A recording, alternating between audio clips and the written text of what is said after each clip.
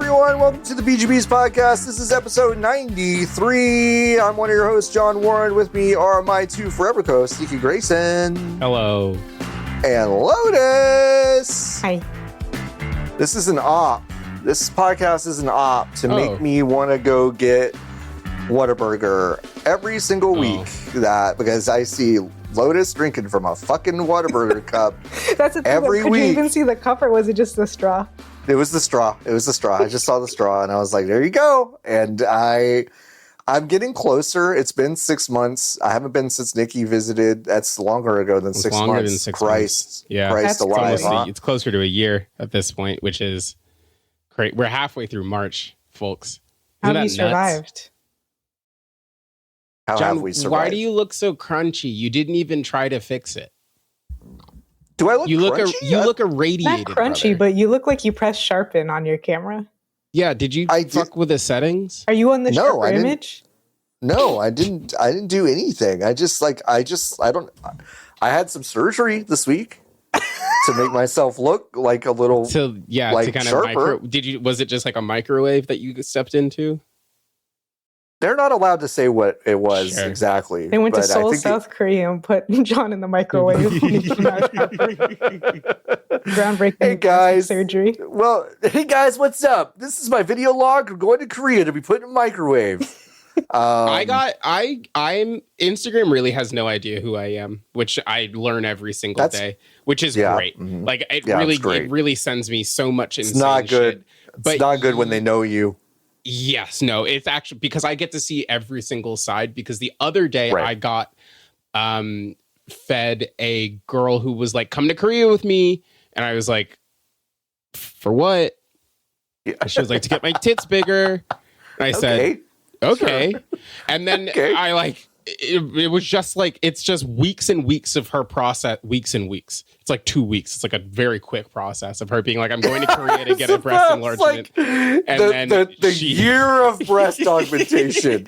And then they do it one little silicone bead at a time. They just stick one in there, and then the next day she comes in and they do another one. They do one more. But then she was like, they have so many options. And I hadn't looked at an implant in a really long time. Yeah. Because in my brain, they were like weird, immalleable sacs, which is when I was looking like when I was like trying to research plastic surgery, because every other television program on TV was plastic surgery. Do you ever think, do you ever think about how Extreme Makeover Home Edition is a spinoff of Extreme Makeover? Of a plastic surgery television program? Mm-hmm. That's crazy. Yeah, it's pretty weird. Anyway, implants look different now. And especially in Korea. Was that worth it? What do they look like? Because It's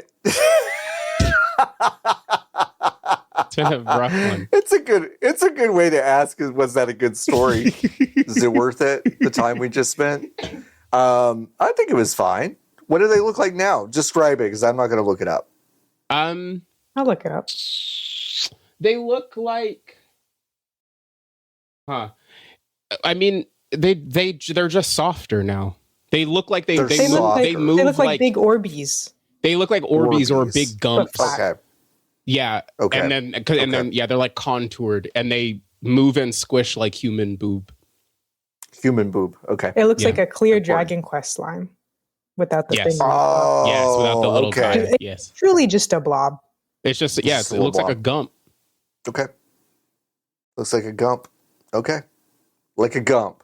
Like a gump. Mm-hmm. Like a gump. Hey. Hey, if you like the first 4 minutes of this podcast, you can support us over at But not only if you like the first 4 minutes. There's other reasons that you could subscribe to VGVs.com.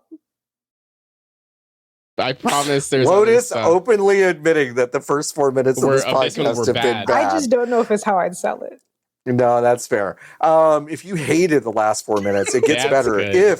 If you go to VGVs.com/join, you can join the Hive. And when you join the Hive, you get cool benefits like bonus content, special parts of our Discord where you get to ask us questions, and the satisfaction of supporting your independent games media. Let's get to it, huh? We don't need to dilly-dally. We've we've run through the fucking ringer the past couple weeks. Yeah. We can just kind of take it easy with this one, I think. Okay. And listen, what better way to test things than to do it dynamically? And secretly. Like with pricing. And secretly in Japan. Because Sony has been testing dynamic pricing in all major regions except Japan, which is great. Experiment has been running since November. Did not include the US until very recently. And what happens is that users will see different prices or discounts for the same game. Base price is lowered as much as 27.8%. Discounts deepen as much as an additional 31%. Experimental prices are exclusively lower so far. As many as 189 games in the US, including Sony first-party titles included in the regional test sets. More than 190 games, if you're counting all regions all together. This is it's really wild. It's also really, I think, bad. It's really, but how could it be bad? The prices are lower. They're lower, John. Yeah, I mean, as friend of the show, not, but they're lower. They're all as lower. friend of the show. Oh my God, why can't I remember his name? Harris Foster. Good friend. Jesus. Yeah. I can remember Harris, but I couldn't remember Foster. Yeah, sorry. Good friend of the show, Harris Foster, said, "Hey, guess what? It being lower for just some people randomly means it is higher for everyone else, other people, for everyone else. Like it is just you. It is a price increase in practice. It is. I understand not one by technicality, but it is in practice, and it's a very weird thing that they're doing." Yeah, can you imagine if some people just didn't get like the Steam winter sale? They just don't have it. Right. They just don't get it. They just don't. They don't have it. PS prices, say, quote, "are system detected unusual offer structures containing experiment identifiers," with some strings I won't read, and PlayStation API responses. These experimental prices are shown only to certain user segments selected by Sony. So a lot of how this is working is still totally obfuscated. And it will be, I assume, forever. Yeah. As much as they can. Yeah, this was just discovered by one of many, deal aggregate sites. This one just happens to focus on PlayStation. So thanks, PS Prices, for your diligent reporting. Yeah, thanks for your hard work. Sorry you had to do this. Normally, I think you just care about prices, but thank you. Yeah. It's like a deal site that's like, what if Woot in fucking 2008 was like, I don't know, man, they're selling these discount TVs we found on the back of the truck at different prices for some of y'all. Like, it's really, it is a strange thing to run one of these websites. I'm sure it'd be like, well, I got to break some news now. Yeah, literally. Crazy. I don't know. We actually, I think we talked about this like relatively recently about grocery store prices and LEDs. Was that on this show? I feel like it was. And like more and more places are experimenting with this. It feels bad. It should be regulated out of practice. But it won't be. It won't be. So that's it. There you go. Yep, that's it. That's all there is. No moral. Not sure what we can do about it. That's what it is. The way the cookie crumbles, I guess. If you're one of the millions of people who've played Battlefield 6, shame on you, because you weren't one of the 100 millions playing Battlefield 6. How dare you have fun? How dare you? Critically acclaimed entry in popular franchise. No, very popular. It was like the best. It was one of the best-selling games of last year in 2025. Yeah, came out in October, but still was one of the best-selling games of the whole last year. EA is laying off significant parts of the Battlefield teams, including workers at Criterion, DICE, Ripple Effect, and Motive. It's part of a realignment across the Battlefield studios as the team continues its ongoing live support for Battlefield 6 following launch. Thanks so much, Reb Valentine, for this write-up over on IGN. They said, of course, some mealy mouth bullshit. We've made select changes within our Battlefield organization to better align our teams around what matters most to our community. Battlefield remains one of our biggest priorities. We're continuing to invest in the franchise, guided by player feedback and insights from Battlefield Labs. It sold 7 million copies in 3 days, by the way. Not enough. Not is enough. That a lot? Yeah, is that a lot? Is that good? Do you want that? It's so much. It is not even gonna go for the bid on that one. That's how much it is. It's astonishing how many copies that is. Yeah. For a full-priced live service game in the year of our Lord 2026. Yeah. So if it's fucking free and it does dog shit numbers, dead. If it's one of the best-selling games of the year, and it's $70 and $70, also dead. Also dead. What can you do? Yes, it's got criticism going on for its ongoing live ops. It's a ton of monetization stuff. There's some generative AI usage. What are you spending money on in Battlefield? Skin. Giving EA a little walking around money. That's what I do it for. You don't have to. I'm just trying to figure out the person on God's green earth who is like, I gotta get a skin in battle. I gotta spend money on a Battlefield skin where you can't see the guy. No, I know. You can't see the guy. You can't see your guy. It makes sense in Fortnite because you see your guy all the time. Mm-hmm. You can't see your guy. Can't see your guy. It's really wild. I'm so sorry. Can I ask a very dark question? Sure. How much further down the line were these layoffs kicked because Vince passed away? Ooh, that is a good question. Oh. But didn't he pass before 6 came out? No, it was before Game Awards. It was right after Game Awards. It was December. I saw it was like middle. It was like right before Christmas. Yeah.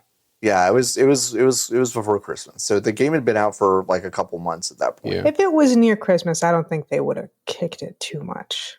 Yeah. It was people forgot by then. I mean, this is kind of the time for a lot of these layoffs for sure. That typically happen. It's about to be it's the end of the fiscal year. Mm-hmm. So I think this is probably about right, but like I don't know. Icky. They don't have any money. We're still in the window that Vince can haunt them, I think. Yeah, no, for sure. Absolutely. They should have delayed it more. They could have avoided such a thing, but not anymore. They could not anymore. Yeah, now because of this, because he died in such a great passion, he will be haunting them for the rest of of the their 10-cent deal is going to fall through because an exec is going to go to the bathroom and Vince is going to be there. Jesus Christ! Right behind him in the mirror. They're going to be like, shit. What a rich fiction that Vince Zampella is now the gaming's moaning Myrtle. Good job, Lotus. You didn't have to make Harry Potter. I don't know any other bathroom ghosts. I just don't know. No, I think he has dominion over everywhere. From Christmas Carol. Yeah. Okay, all right. He's got dominion everywhere. In this specific scenario, he was just. Got it. If you're in the office, the bathroom is the scariest place a ghost could appear. That's true. Got it.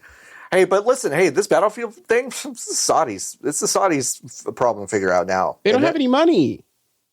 They don't have any money. They don't have any money. They don't have a Grand Prix. So, what's the point? I can't wait for the new Battlefield 6 expansion called "How Do We Make Water?" A Battlefield 6 game. Players are dropped into a battle royale scenario to kind of check out a bunch of underground reservoirs to see how we could get some water out of nowhere. Is all of it salt? It's all salt. All of it is salt. Everyone single will be drop. Competing over the rain machine.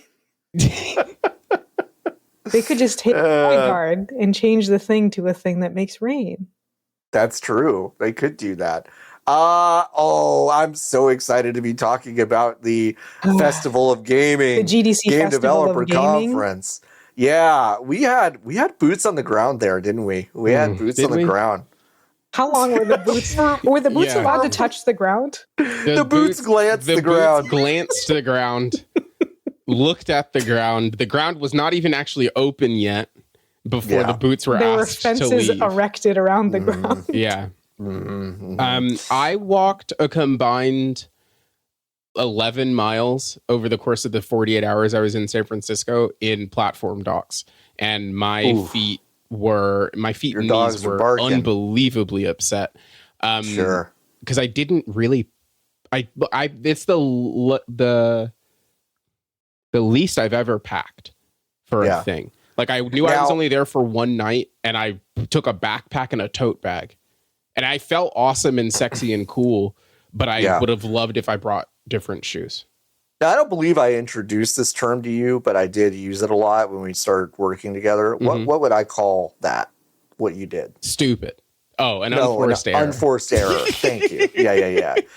You definitely. No one made me do that. You didn't have to just pack platform docs. No. Nobody made me do that.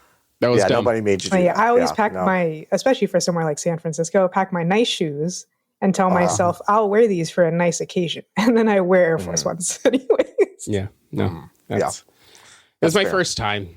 You know, it's your first time at one of these. My first time at one of these. It's my first time in San Francisco, so I wasn't particularly. I didn't really know. Who did I meet? Yeah, who did we meet? Was that not you? Oh no, who was that? So they are going to return to San Francisco in 2027, which. What a great idea! Actually weirdly surprised me. Yes. It's not that I read it 5 times. I know that they're stubborn, but I did feel like the winds of change were blowing a certain direction, and I'm surprised that they've committed to this already. It makes so little sense that everyone was like, for the past few years, has said, "Oh, I guess they're in like a 10-year contract with the venue, so they can't get rid of it." Yeah. Right. And now they're like, "We love being in San Francisco, downtown San Francisco. We love it. We love it. We love the Moscone Center so much. Especially because we use all of the rooms and all of the floor space. So it's really important that we have somewhere that big. And every single business meeting that happens at GDC happens on campus. In the Moscone Center. Yes. Yeah. And a lot of people don't know that. So 33% fewer people. I don't know if that number is out. But it was like 33% fewer people. That's a massive reduction. Mm-hmm. Yeah. There was fucking nobody there. There was nobody there. It doesn't help that the most recent one also sucked. The one before this was not good. So it was as if, like, I think it felt like the last E3, except the reason that E3 passed away was not because of the novel coronavirus. Like they did it again afterwards is what this one felt like. The show floor itself was like half the size of last year, and last year was already small. Was also small. So if you remember E3 2019, that huge blue space that was in the main hall, like it was vaguely like that. And there was like a lot of like.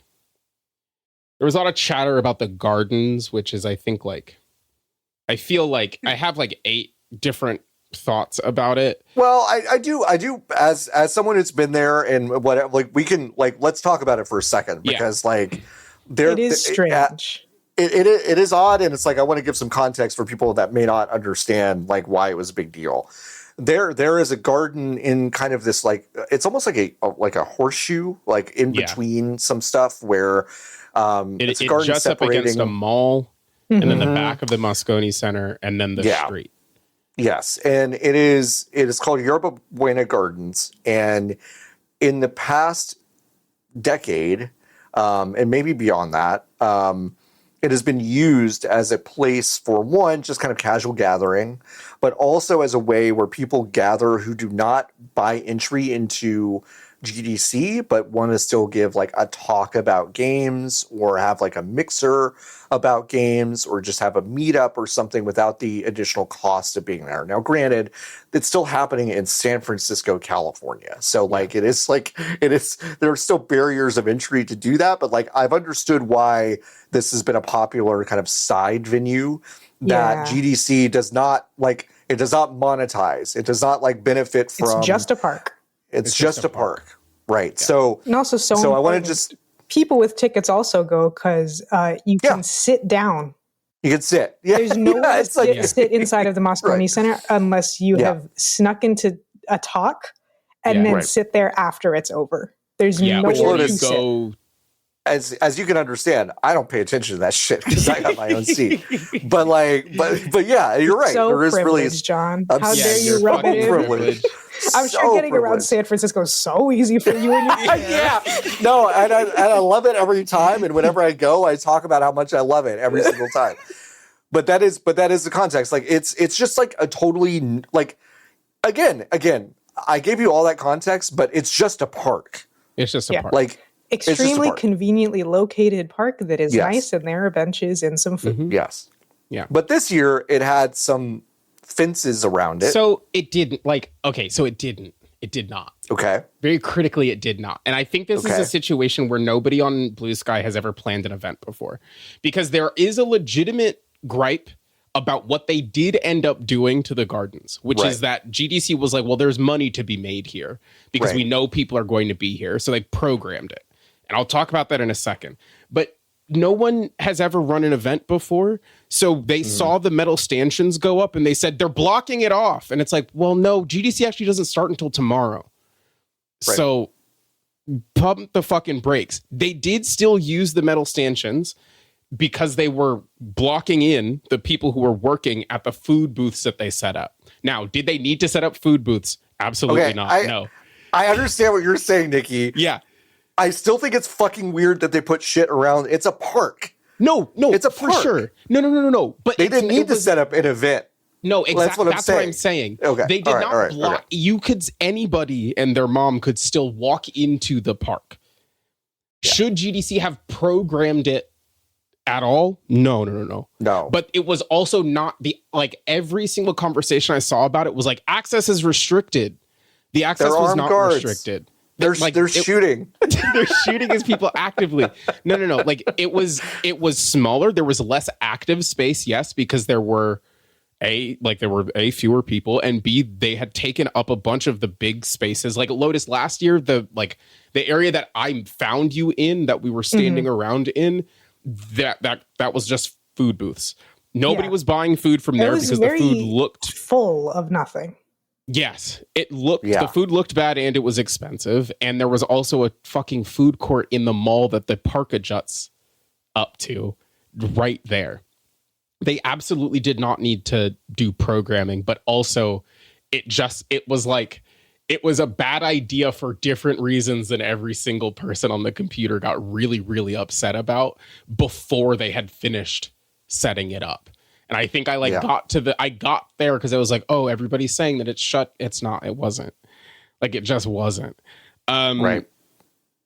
And to be so clear, the 7 people that were there were still doing the same things that people would do at the gardens. It just was playing this year. Hacky sack and they had jazz that nobody asked for. I enjoyed it, but there was video game jazz. Nobody asked for that. Persona? But Persona, no. It was one of those they played. Cover. Yeah, they played like Mario, but what if it was jazz? You know. Yeah, I don't know. I think there are issues. The optics were bad. The optics were bad. For sure. I do not want to discount the fact that every single part about the way that it looked was silly and goofy. The logo for GDC, I like this was I think actually my biggest issue was if they had set up food booths and food trucks and stuff and had those stanchions. That's fine. It's the big fucking GDC Festival Gaming logo that I saw out there. That I was like, you are co-opting a space that is a park that it just is petty. There's a pettiness to it. For sure. Absolutely. And that I was like, okay, yes, there are people that are acting like if you enter the gates, they will lariat you. Yeah. They'll lariat you like Stan Hansen, which is not true. But I did understand why some people were upset. And but as ever, I will say it wasn't a good example, a good recent example of well, we don't need to lie about what this is to criticize it. Like, no, exactly. That's it's like that is the frustrating part. Like, it's like that is getting worse online. Yeah, like there are so many legitimate gripes to have, but like event planners were asked to do event planning that was co-opting a space that previously had not been touched. Right. Like it takes the legs out of the argument. Because then the conversation is based on a thing that's not true when there's other easy shit that you could base the argument on. Totally. Yeah. Also, I will say this, and this is like a problem with every single gaming event. And I think it's like, I'm going to say something very mean. It's endemic to the people working in this space more so than any other industry, I think. There is such a refusal to do anything that isn't a stone's fucking throw away from where the thing is. And then everyone fucking complains when the thing is bad or it changes at all. And E3 is like, Summer Game Fest is the same way. Because of the way that it is in downtown Los Angeles.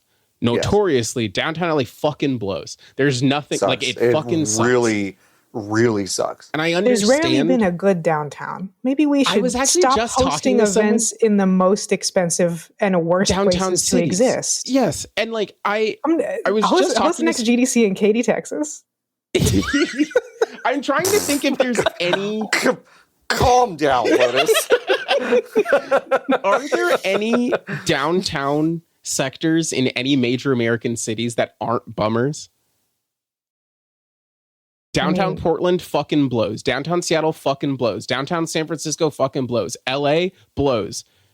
Downtown New York. Downtown Austin's actually not bad. If you're fasting. Like downtown Austin blows because there's no it's not a good place to stand around and be outside in, because there's no trees as far as I recall.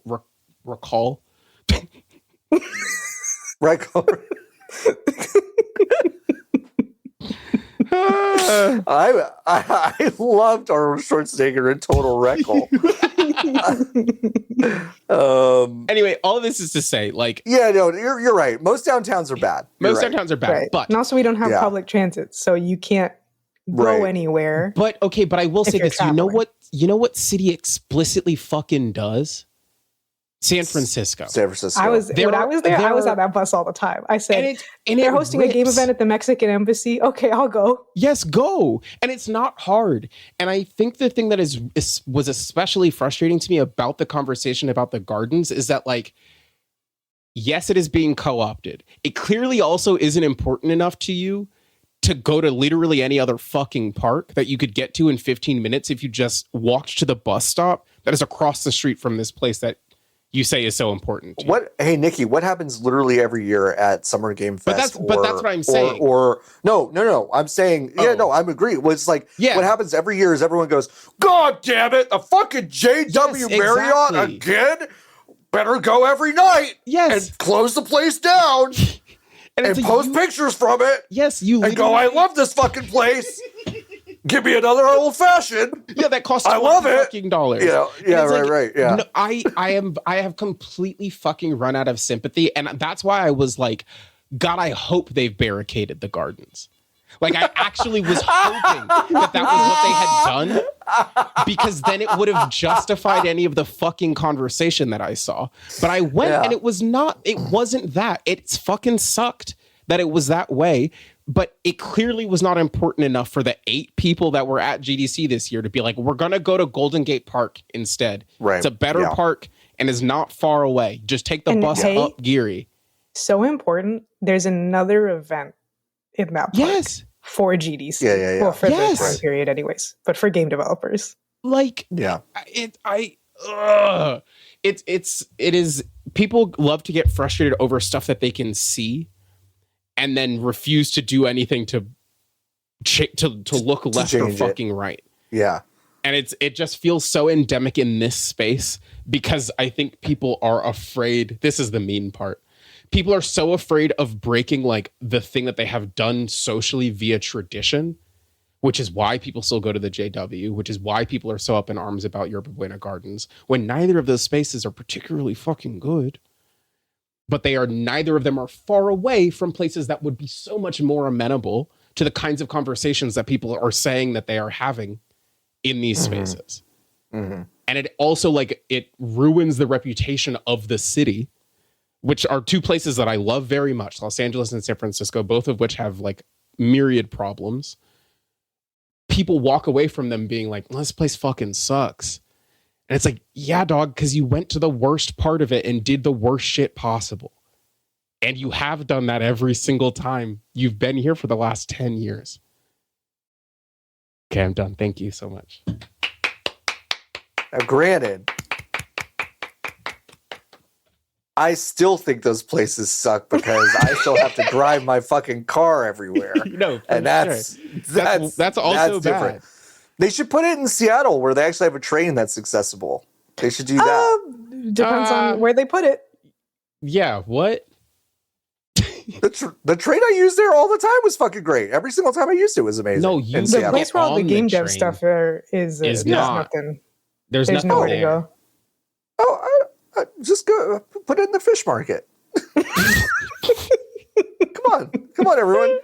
The Festival of Gaming is at Pike Place. just on a Saturday morning. Who could be there? Who could be there on a Saturday morning? Who could be there on a Saturday morning? You know, getting fish thrown at them. Getting fish thrown at them. Yeah. So they're gonna keep fucking this chicken, huh? So yeah. No, they'll be back. And people keep going for some reason. And that's the other thing. I don't get that. I don't get that. 1,000 American dollars. I hate to see people who are like, like the industry's so bad and I was so scared at the border and blah, blah, blah, blah. But I saw so many great people. DM me, cunt. I don't care. Yeah, like what? It's not. This shit's not hard. You can. I have a phone. Yeah, I have social media. There's Discord for now.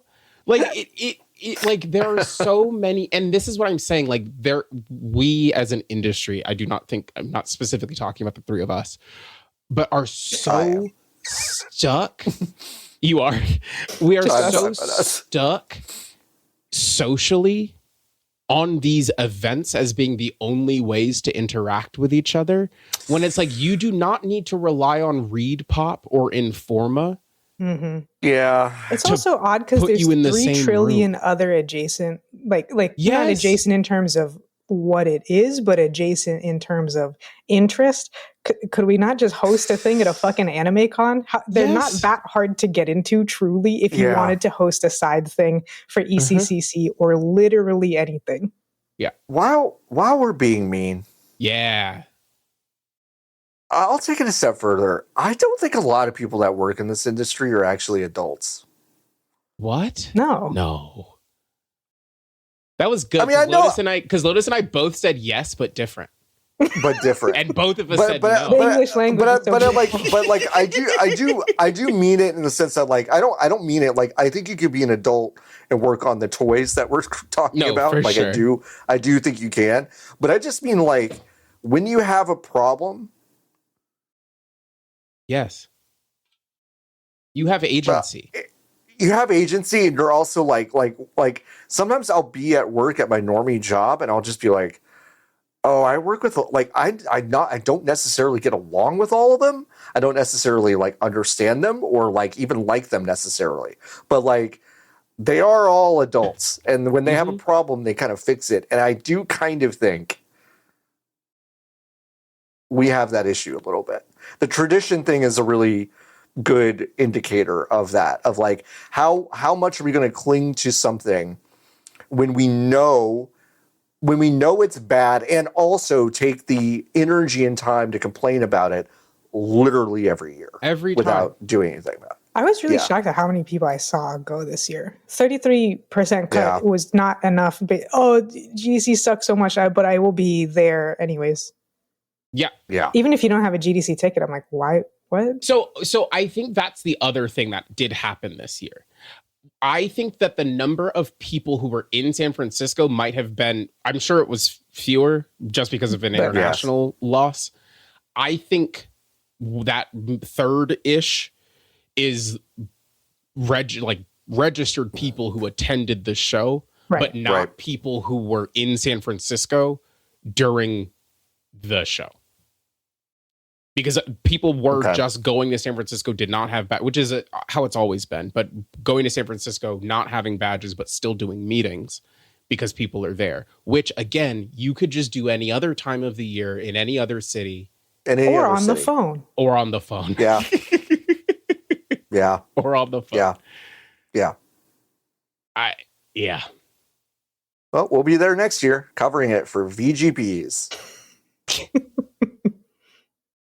I keep saying I want to go back, but now I'm like, oh, there's brother. Nothing there. There's nothing there. And truly, I only went by the Donkey Kong Bonanza. The Donkey Kong Bonanza talk looked interesting. I will there say. are talks that look interesting. You know where those are? Every year. The computer. You can just watch those. It's different. It's different. No, it's different. I went. Nikki, it's different. You're going to an AEW show in person tomorrow. You know it's different.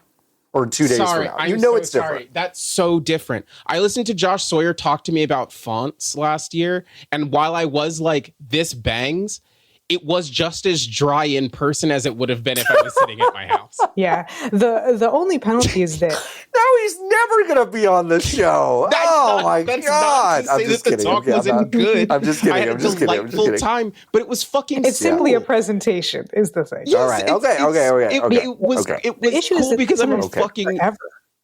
Okay. To put them on the computer. Yes. They can take forever. It does take forever. And also the thing especially that hurts the sale of the tickets, or even wanting to purchase one, I should say, is that they don't tell you who's going to be there or what they're going to be talking about until after you have purchased the tickets for the most part. Or which is really bad. Canceled. Yep. Great. Yeah. I did not know that Jeff Grubb was going to be on a panel until I arrived. I talked to Jan Ochoa basically every single day. I don't know if Jan knew, you know, it's so not, there is prestige around them, except the people who are running it do not treat it with the prestige that these talks, to be so clear, absolutely do have, because they are illuminating in so many ways, but also the idea of like, we have to boil all of these conversations down into one $1,000 conference that happens once a year. It doesn't make sense. Doesn't make any sense. Like, we could just have more smaller of these, or put more microphones in front of more developers to talk about the ways that they make their video games. Honestly, I don't know why more orgs don't look at the way SGDQ or GDQ sets up like their entire enterprise, which is like they have speed runs every single day on Twitch, and that's still a pretty well watched channel. And then they have these events that they put on, and it's like, you could, if you really wanted to, have an interesting, I'm not saying it would happen every day, we'd run out of shit to talk about, I think, but it's like, you could have an org that does stuff like this, and at one point, maybe that was the IGDA, but that's like that's a total bum of a fucking organization. So I don't know. I don't know who takes that mantle. It's not me. It's not us. No, but I also do think, like, in a just world, Microsoft would feel empowered to be like, well, they already work here. Mm-hmm. Right. Everybody already works here. So, like, wouldn't it behoove us as the people who have these, like, I don't know. It feels crazy to let that go for free. If you're Sony, if you're Microsoft, if you're Nintendo. Gamescom is somebody now. Isn't that crazy? Yeah. Yeah. Gamescom is a real international, hard-hitting event now. Just let it happen. They're the exact same event that they've always been. Yeah. Right. And they still don't have air conditioning. Yeah. Bit Summit too. No fucking air conditioning. Tokyo in the middle of the summer. And yet people are like, oh, I guess I'll go there. You gotta go to Cologne. Gotta go to Cologne. Something that might show up in Cologne at some point is a new title from a studio called Unbound, which was founded by Shinji Mikami, Shinji Cologne. That's for doing that segue. Yeah. I would deserved. Shinji Mikami, excuse me. I said Mikami. I wanted to get it a little more accurate.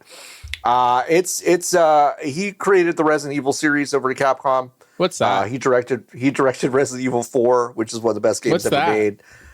He also left Tango Gameworks back in 2023. He's got a new studio called Unbound. They've got about 50 employees. They are going to make a AAA titles with more of a AA budget. I don't know how you say that with a straight face, but that's okay. He didn't quite say it like that, but that is he didn't what he quite said. say it like that. Yeah. But that's kind of what's said. They're currently developing a quote high-end original IP powered by Unreal Engine 5 for PS5, Xbox, and PC. That's kind of interesting. I wonder if they'll be making a horror action game. Probably. You know what's interesting? I think obviously I'm all for ex Tango Gameworks people breaking out, doing their own stuff. There's a new IP. They're really good at new IP. That's cool. But like Resident Evil's doing so well. Yeah. And, like also, Silent Hill is doing so well. Like at the moment where it's just kind of like, you gotta make a new thing, bud. Yeah, no. You do have to make a new thing. I agree. I don't think, like, we call it new IP. The idea of walk around and it's dark and spooky, and you have to almost shoot the same IP. It's not. It is. It's just. It's like Tide versus all. Like that's. Like Ghostwire Tokyo was also one of these. Yes. It was a little different though. It's a little different. It was different enough that I'm like, okay, he was trying to do a new thing. He was trying to do something, right? Unlike the Evil Within, which is just Resident Evil. Which is just a Resident Evil. That's just Resident Evil. Yeah. Congrats. It's yet another one I won't play. What if it's just like the least scary game ever made? It's not gonna be. Like, they all fuck. Okay. They did make Hi-Fi Rush, to be fair. They made Hi-Fi Rush? And that game was great. Yeah. It was too long, but it was good. Mm-hmm. It looked nice, and it wasn't scary. It was gorgeous, and it wasn't scary. You're right. They're gonna make a Spookums. There's a 1 in 10 chance. There is. You know Nikki, what, Lotus? 99% of gamblers quit before they hit it big. That's so true. I'm going to go to the GameStop right now and give them just $60 and say, this is for the new one. This is for Unbound's new game. It's in the system. Just take the money. It's in the system. Take the money. Give me that for the Switch too. Thanks so much. Yeah. Thanks. Mm-hmm. Thanks so much. This is interesting. I'm sure we'll see something from the studio relatively soon. Fingers crossed, I guess. A lot of these studios have popped up and then disappeared. So. For sure. 2 years is long enough, I think, to have something to show. Yeah. And also, if this is the flow, right? Like it's March now, SGF is in June. Your website gets discovered. Like these are the no. Yeah. Oh, Beans. And we're about to start hiring website up. that has an interview on it, and we're hiring. Weird. That's so crazy that happened. You found this? No way. God, not my live journal. And we're hiring, coincidentally, also. Weird. My Zynga's not even password protected. SAG-AFTRA has issued a do not work order for the new Mega Man Duel Override game. Ben Diskin, who is the Mega Man English voice actor, went to Blue Sky and said, I was asked to return for Mega Man Duel Override, but only on the condition I work without the protections of a union contract. I was told there are, quote, full AI protections in place that guarantee in writing that my voice will never be used for AI development, but also told that, quote, with certainty from Capcom that the project will not go union. Why would you do this? Why? For what? It's Mega Man. There's going to be 20 voice lines total. Yeah. Just give them the money. Like always, just give them the money, but just give them the money. This tells me that Capcom is like, let's just fucking churn some Mega Man bullshit out, and it's got to be slop. It's got to be so cheap. But it doesn't like, because that's really how they've treated the franchise for a minute. For sure, but wouldn't it have like? What if you just didn't give them voice lines? What if you didn't have Mega Man talk? What if you used what I'm sure? I didn't even know the fucker talked in the recent ones. So like the first I'm hearing that Mega Man talked is this from this story, which is bad. But also like you're saying that you need to get Mega Man to talk so much new stuff that you can't just use the stuff you've already recorded. What are you talking? What is he going to say? Interview with them. It's like, in this one, a special ending allows you to be read Proust from Mega Man. Just the whole thing. Like, what is what this is such an, to use John's coined term, an unforced error.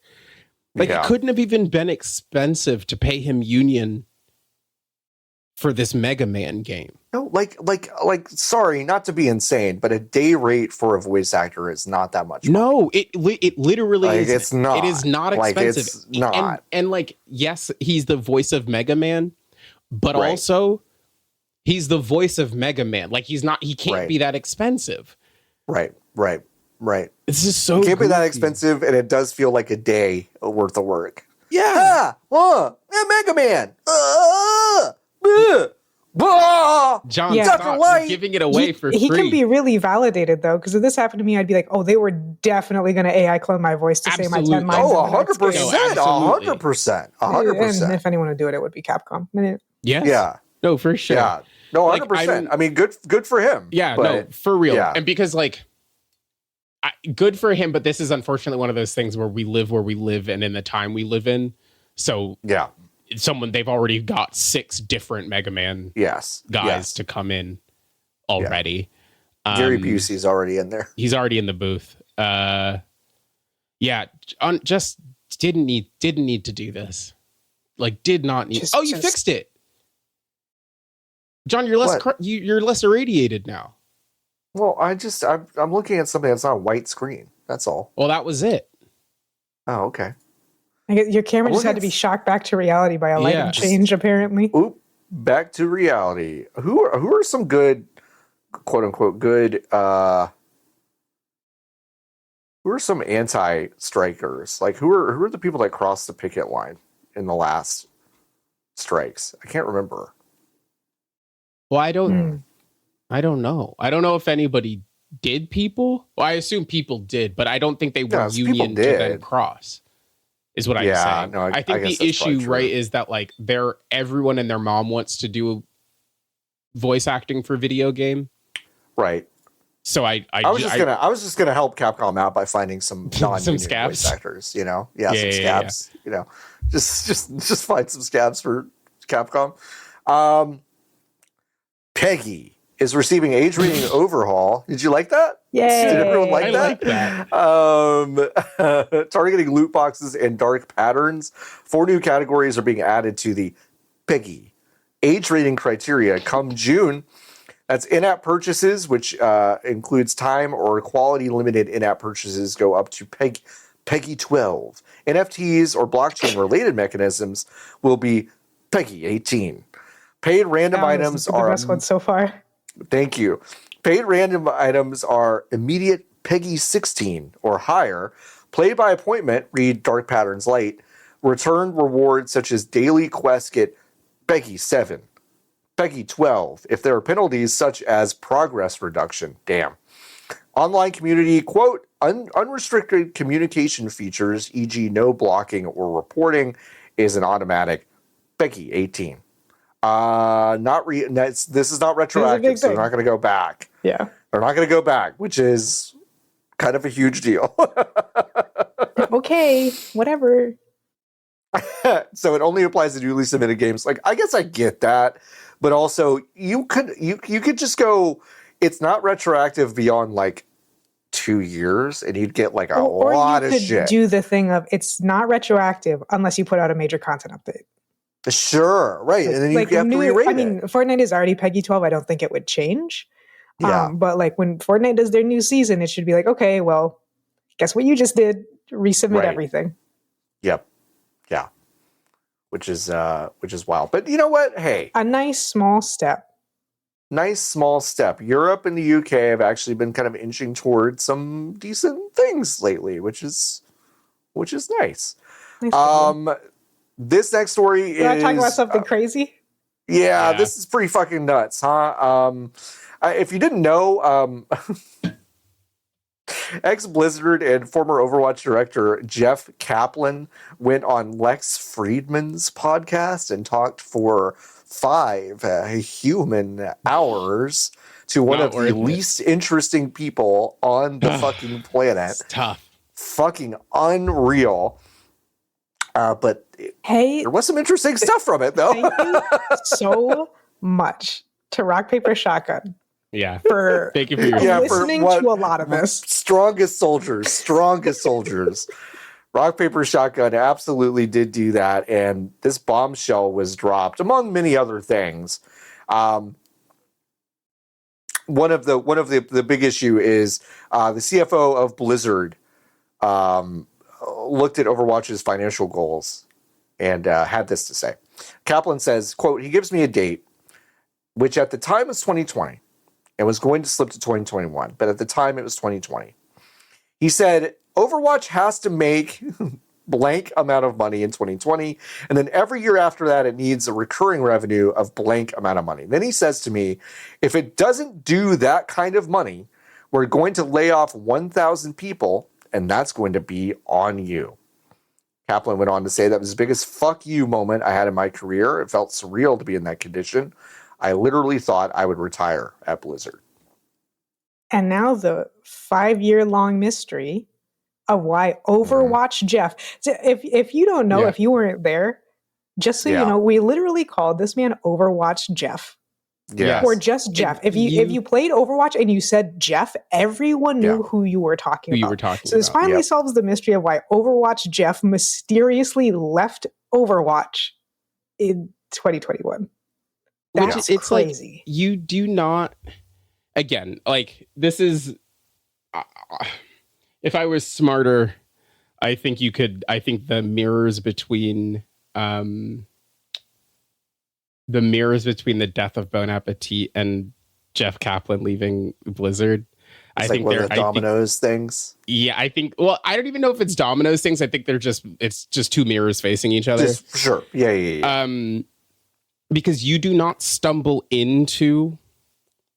No. Like you don't. Sorry, you only stumble into having a person as identifiably charismatic to this audience.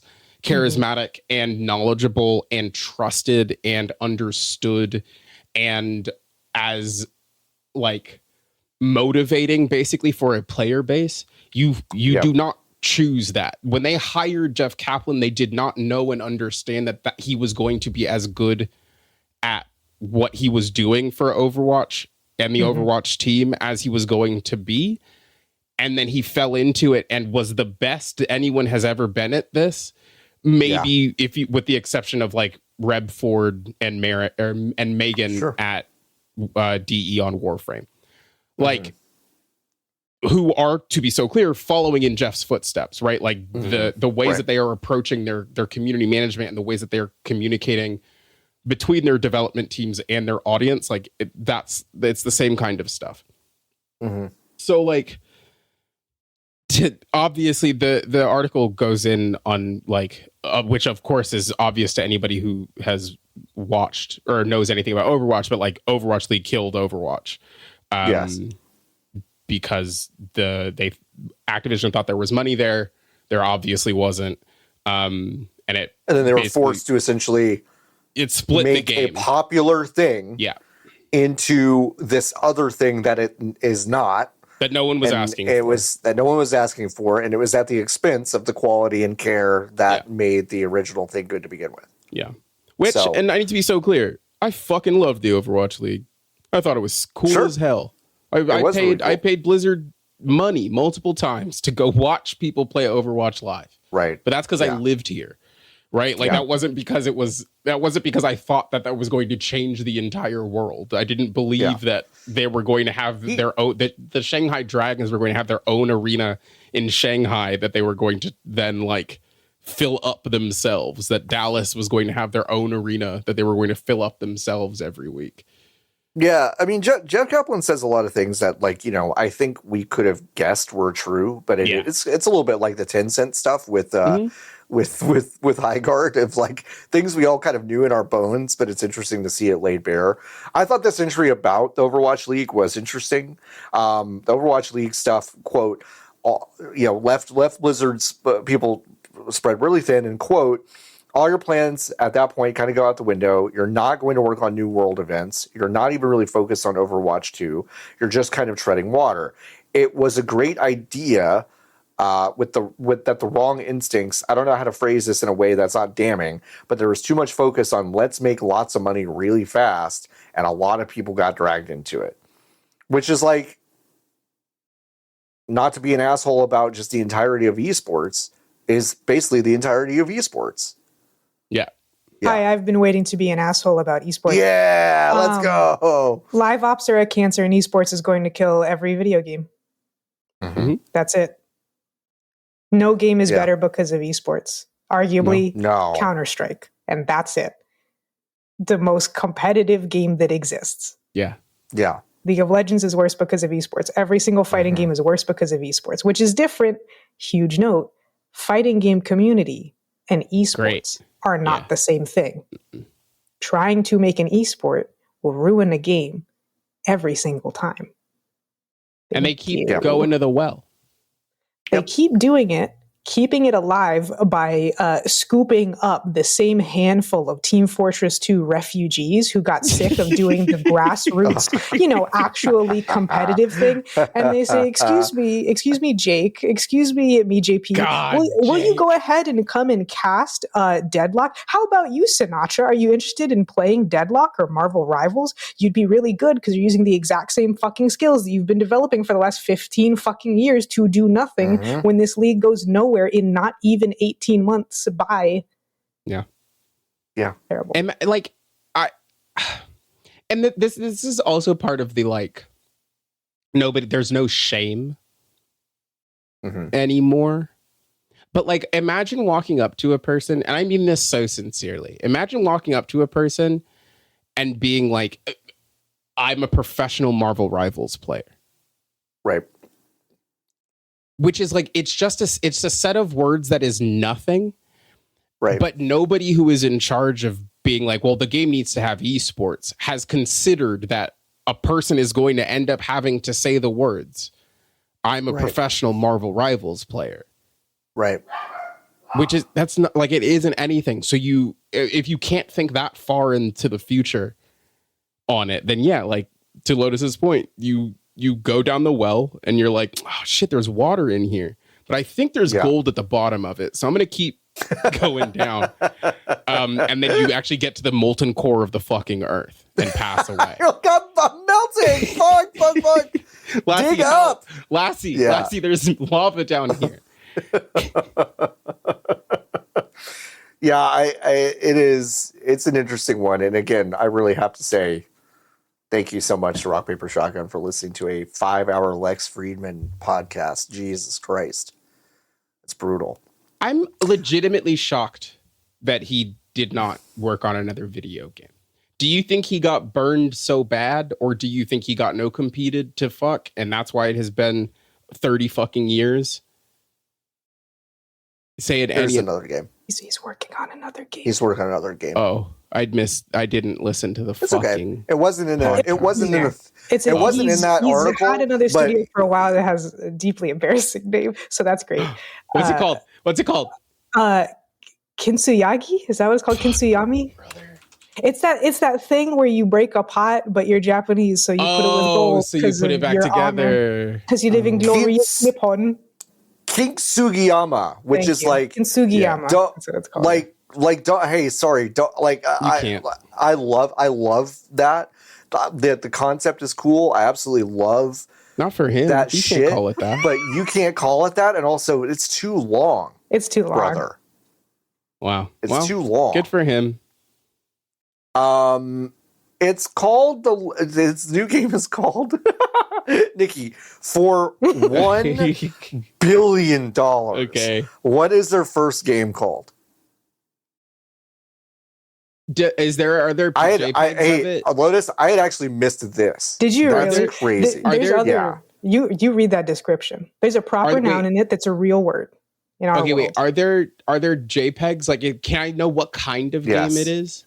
Yes, it's an open world McCree survival. It is an open world survival shooter game. Okay, I'm going to give you this too, Nikki. During the gold rush.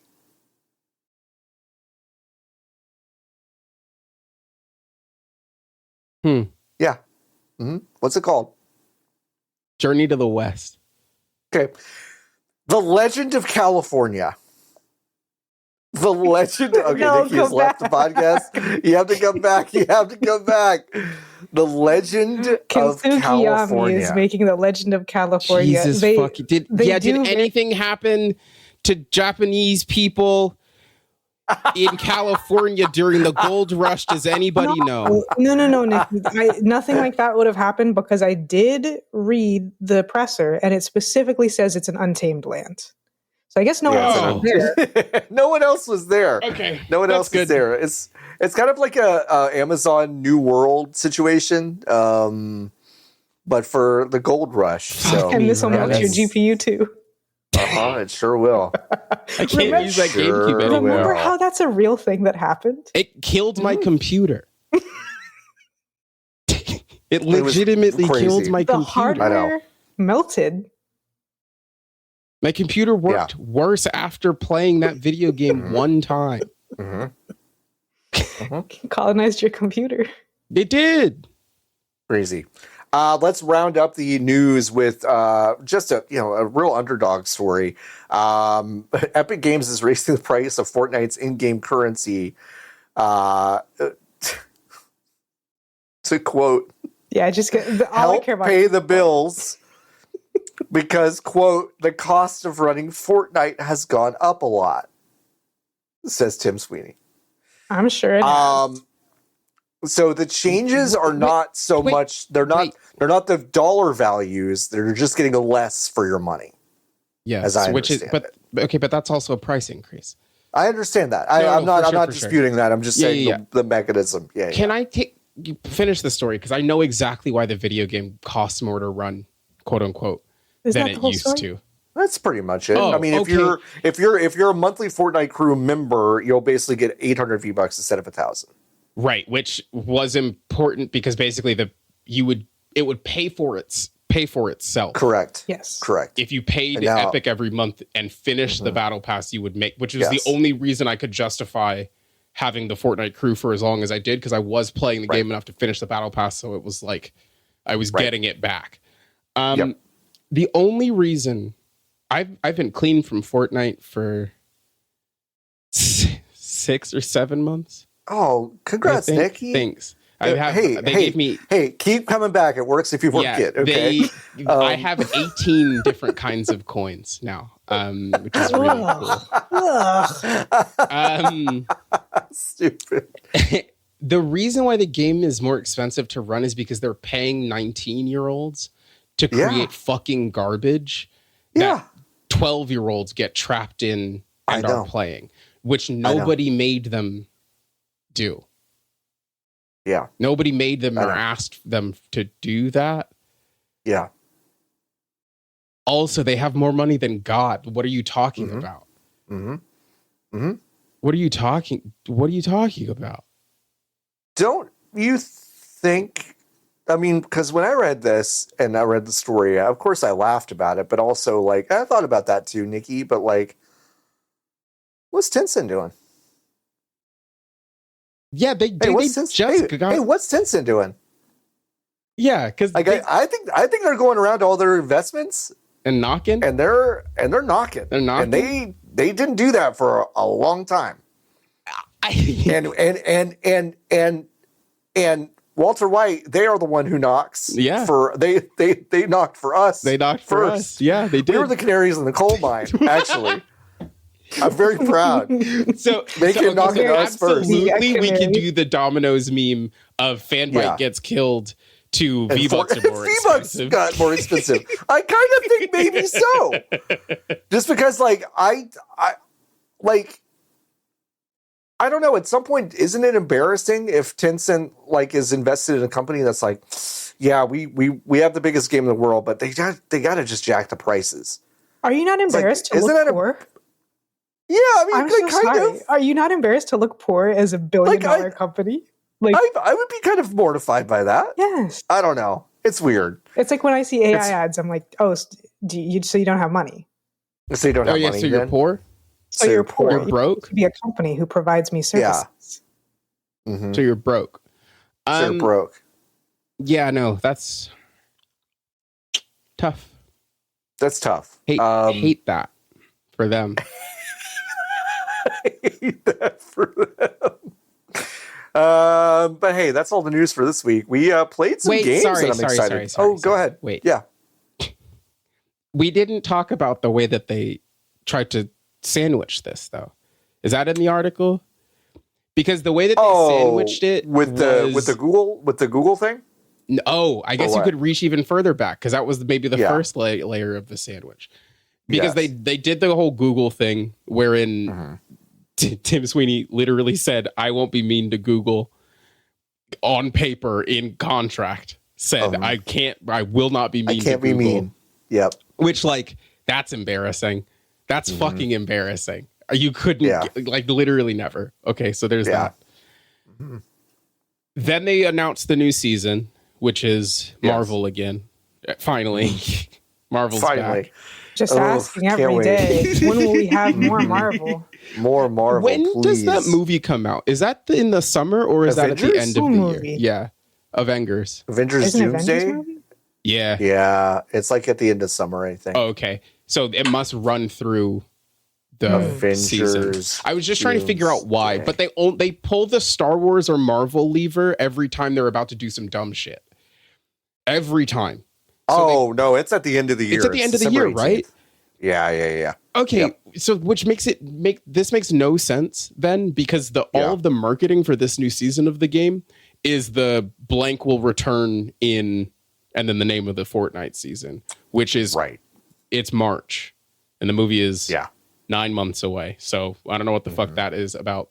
They're gonna do a TV show that no one will watch to introduce the character that they're gonna be in Avengers. I keep getting commercials for. I shouldn't have started the sentence. No, for what? What are you getting commercials for? Please, go ahead, Lotus. Please. Let me actually put. Here's the put Poppy on the top left. I didn't know that you could do this. The floor. So here's the thing. I don't know what it's called, but it's a new Disney Plus Marvel program. Okay.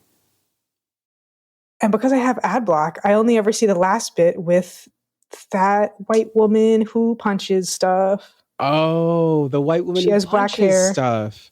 She has black hair. Are you to talking be fair, about there's so few Marvel women Daredevil? But I actually. Oh, you're talking about Jessica Jones. That's her name. Jessica Jones and back? Daredevil. Yeah, she's back. Jessica Jones in Daredevil. Daredevil, born again. You figured it out. It's a commercial for back. Daredevil. Yeah. Cool. Yeah, Jessica Jones is back. I think it's Kristen Ritter again. I think. Yeah, I would track. I think it's the same. It would be crazy to not get. What is she doing? Not to be mean. What's she up to? Legitimately, what's she up to? Sorry, that's how you get Marvel people in the first place. That's what I'm saying. She's married to the lead singer of the War on Drugs. No, that's great. That's exactly as famous as a person should be. Yeah. Married to the front person for a band you've never heard of. Was the lead in a Netflix Marvel show. Yeah. And the checks keep coming in from that forever. Mm-hmm. And then when Disney, because you're already in, Disney calls you, they say, we're going to give you $6 million to be on 2 episodes of this show. And you say, thank you for the house. And you hang up. Mm-hmm. That's the dream. Yeah. So maybe they're going to show the Doomsday in that. Maybe. Last piece of the sandwich is that Save the World is free now. Save the World is free now. That is true. I did forget about that. We've all been clamoring. Hey, folks, go to Storm Shield 1. And you can get all the news you need, all the tips and tricks and the fucking databases for Save the World. I wonder how that guy's doing. Rich. We gave him so much money.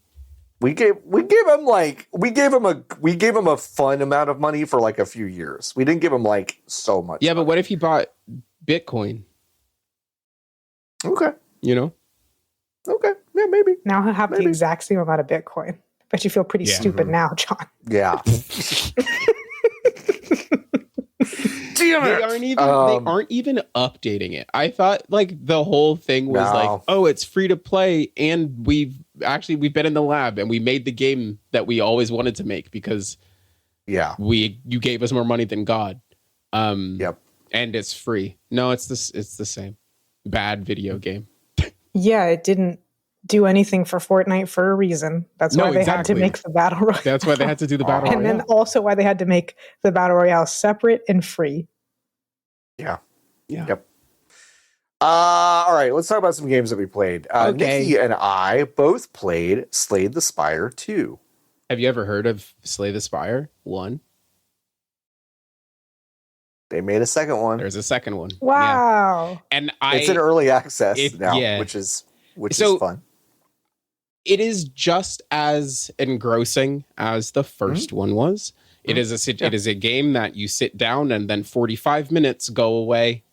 Blink of an eye. Yep. I am realizing increasingly that my capacity for these is lower than it used to be because it will become, Probably a good thing. No, for sure. But it is also it is because I know I will. 3 hours will go by, 4 hours will go by. Same. And I just can't be having, I got a kid to feed, like I can't do that anymore. And the best part, honestly, about the ways we'll talk about the video game in a second, but something that I have noticed in the amount of time that it has taken for them to release this second video game is that I played the first one on the Switch on my commute because I was going from my house in South LA to our office in like Westwood adjacent. So I was driving from my home to the train station, and then I would play the game on the train, and then I would walk to the bus, and then I would play the game on the bus. And then by the time I got to the office, I had basically finished a run. So 45 minutes, 55 minutes, somewhere in there. And that was a great way to do it because I was only playing the game for an hour a day and I was turning it off and I didn't have to think about it anymore. Now I don't have the commute and I'm playing it on the personal computer. I guess it does run on Steam Deck, but I literally don't know where mine is. So I don't fucking use it. I don't know where it is. I don't like using it and it's lost. So my relationship to playing the game now is like I'm having to sit down and commit actively. It is the thing I'm doing as opposed to a thing while I'm doing something else. And that has changed the way that I am engaging. I think I am better at it now because I am not literally on a train. Yeah. Than I was before. Lock in a little bit. Yeah. Sure. But yeah, I don't know, John, how much did you play of the first one? A lot? I would say like I probably played about 10 hours of the first game. Oh, okay. So it wasn't a ton. Okay. Yeah, a little bit. Are you liking this? What are you finding? Sure. Well, I mean, I do love that, and this is such a deliberate pattern, but it's like with a lot of these roguelites, Ball Pit is a good recent example. They introduce you to the mechanics of this game with like, a solid, balanced opening character. It's like, okay, cool. And then you unlock the second one, and the second one's like really fun to play. Yeah. Like really, really, really fun to play. Wait, can you remind me which one the second one is? To me, the second one is like the poison guy that gets more cards. Oh, yes. I don't probably has a name. Really? I play as the Regent. Okay. I also think the Regent is interesting. Because I like the Regent because she has a wheelchair, which is great. It's not a wheelchair. Those are guys. Yeah. Nah, close enough. John, do you think your wheels are sentient creatures? Is that why they beep? If they're angry at me. When they're mad at me, they're like, no, those are guys. But Regent's fun too. Yeah. I just feel like but that's interesting because balancing two currencies pisses me the fuck off. I think it's fun because when you do get it is a slow start kind of a build. So like I have lost you could do runs. some powerful shit. Yeah, sure. I've lost runs early because I have not built my deck correctly. But when it is chugging and you are constantly refilling both of the currencies and you're playing enough cards to fill currency during a round so you get to keep attacking, it feels really, really good. Have you unlocked the Necromancer? Just did before the show. That's a really fun way to. It's such an interesting. Basically, your character has X amount of health, right? And she's got her ability set in her cards. You also have a familiar that is a skeletal hand, and the skeletal hand has 1 HP. You can modify using cards. You can modify how much health that the skeletal hand has. But it is important because in Slay the Spire, you are receiving attacks from, it's a 1 versus like 3 to 4 enemies kind of situation. Usually, you can see how much damage you're about to receive, and those numbers are almost always big. So you're constantly having to shield yourself up and play the push-pull on, is this an attack round or is this a defense round based on what the hand will take damage that is over your shield. So like if your shield is at 5 and the opponent is doing 10 damage, you actually still only take the 5 damage because it'll kill the skeletal hand. The hand. Okay. But then it's a push-pull because if you level the hand up more, then the hand has more health and can do more damage, but also the amount of carryover damage that the hand can take will go down, and you'll end up taking more damage because it has more of a health pool. So it's a really cool push pull. I think this game looks way better than the last one did. Yeah, looks good. Way better. I think the art style it feels illustrated and they feel more lively. Feels a little more hand drawn and there was like, you know, those puppets in like children's storybooks where like the hinges. Like it had a shitty marionette. It had a shitty marionette quality. And I really didn't like it. The like paper doll animation style. I'm not a fan. If you don't go all the way in, it doesn't look very good. Yeah, and Pokemon Black and White, we've been over it. Yes, fucking terrible looking game. They thumbs down. I think this game looks much better. Also the loop is more satisfying than it was in the first one.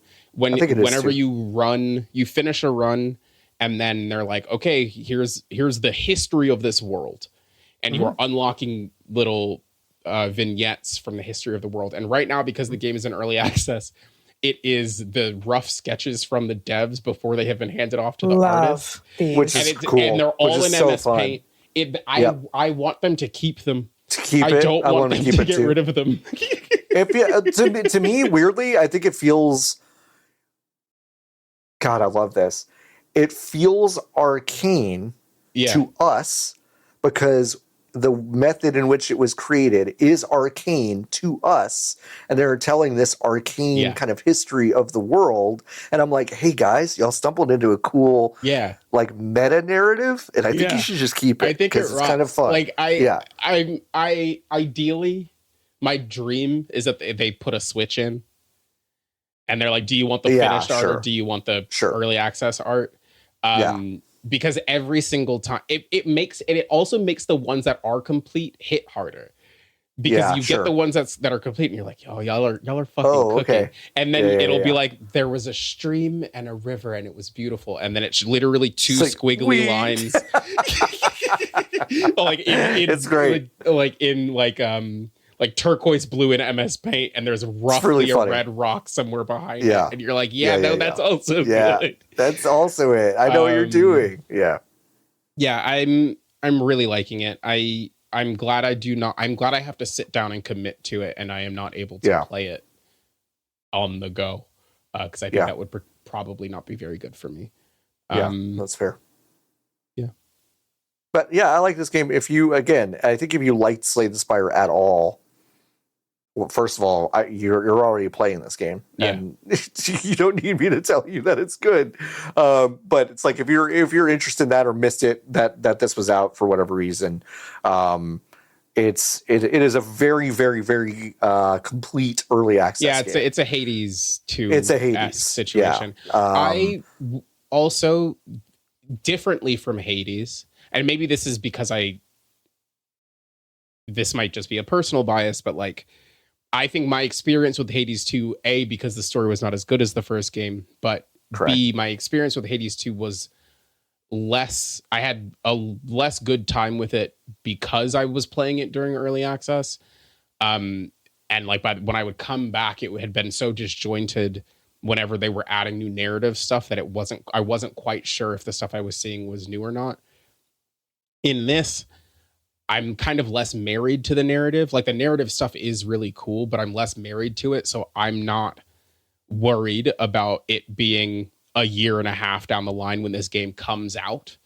Right. And being like, oh, well, I've fucked up the narrative. I've lost the narrative thread. Cause that's like not, for me, that's not why I'm coming to this game. So I think if you are maybe reticent to play early access stuff because of that, I don't think you really need to worry. I think you'll be nothing to worry about fine. That here. Yeah. I agree. I think it's very cool. We also played some other stuff, but I want to hear from Lotus first about Lost and Found Co., a game that I only know through screenshots that Lotus has sent us of, quite frankly, one of the cutest games I've seen in a long time. So it's so cute. Yeah. Your dog's in it, John. There's dogs in it. Like, Oli is in it. Oh, like Ravioli is in that game. I mean, it's really cute. So it was so I'm cute. excited. Yeah. Lost and Found Co. I think I talked about it for like 26 games coming out this year that I was really excited for, because I played a demo for it last year that I really enjoyed. It is I Spy game. Hell yeah, I Spy game. You just get gradually more and more complicated levels with more and more hidden things that you have to find. The plot of the game is that you were a duck and then you got turned into a person by like this shrine goddess. I hate it when that happens. I hate it. You get turned into a person by like the goddess of this shrine because nobody give a fuck about her and the shit's going to get torn down. And she's like, you need to go and do my bidding and make people believe in us so I can have powers again. Okay. When shrines are involved, pretty classic like setup. People need to believe in me or I don't have magic powers no more. And so the way that they decide to do that is they keep finding out that stuff has been going missing everywhere. So they just decide that they're going to go find it. And people can text them and be like, hey, come find this thing for me. That's the setup. The story's kind of, it's whatever. So I was annoyed at a certain point when the little cutscenes kept coming up. If you've played a mobile game, they have that style of cutscene wherein the cutscene in the logic of the game is 5 cutscenes. But it's like a VN style thing. So you press skip and it only skips like a third of the conversation. So like that shit's annoying. And I just don't think it needed to be there. The art style for this game is so strong and the little animations are good. Yeah. And like they really have a strong idea of like what is fun about I Spy stuff. Cause it's one thing to have the actual I Spy books and you're just like, wow, what a beautiful thing to look at, even if I don't care about finding stuff. But especially in making something where you have animation and you have interactivity and you can make things so dense, like a Where's Waldo, there's like a lot of opportunities for little teeny tiny bits of storytelling where like you don't even need to find some stuff, but like you find a cat at the top of a cat tree and you click on the cat and it bats at another cat and then it falls all the way down. And you're like, that was funny. Yeah. Or like there's a bunch of pop culture references randomly interspersed. Like there's you click on like a neon sign and what appears to be a bunny comes out in like a flash of electricity, but it's a yellow bunny with black ears and a black tail. And you're like, Mario. It's Mario. There's like a million little things like that. And like the game will have your main objective, which just says, find these 10 things for this guy. Then you have optional objectives, which will be like, just, there's a bunch of sheep hidden in this level, dog. Gotta go find them. There's a bunch of people passed out. Go help them. Clean up the trash. Just random stuff like that. But then they also have other things that are not optional objectives, but you can do them. So yeah, sometimes you'll find a bunch of trash everywhere, and it's fun to just go find all of it and click on it. Sure. It's fun to follow side characters who maybe you'll do a quest for early on, or one of those optional objectives, and then they keep appearing in all the different like main levels, and you're like, oh, I recognize you, Card Captor Sakura. I remember you. And it's just a lot of stuff that's really fun, and then even just at a basic level, a very intelligent reuse of assets, because they need to fill these little worlds with, at points, certainly thousands of objects, or at least getting into over 1,000 of just like books, and you can open every single little barrel, and you can go into every single building in the level, and there's like a jillion people, and most of them end up looking quite different, even though I know some of them have to be the same guy, just colored differently, but they look pretty different. Wow, Lotus. Yeah. That's crazy. Same guy, colored different. Say that. That's You don't believe we're all people of the world? We're not all the same guy, colored different?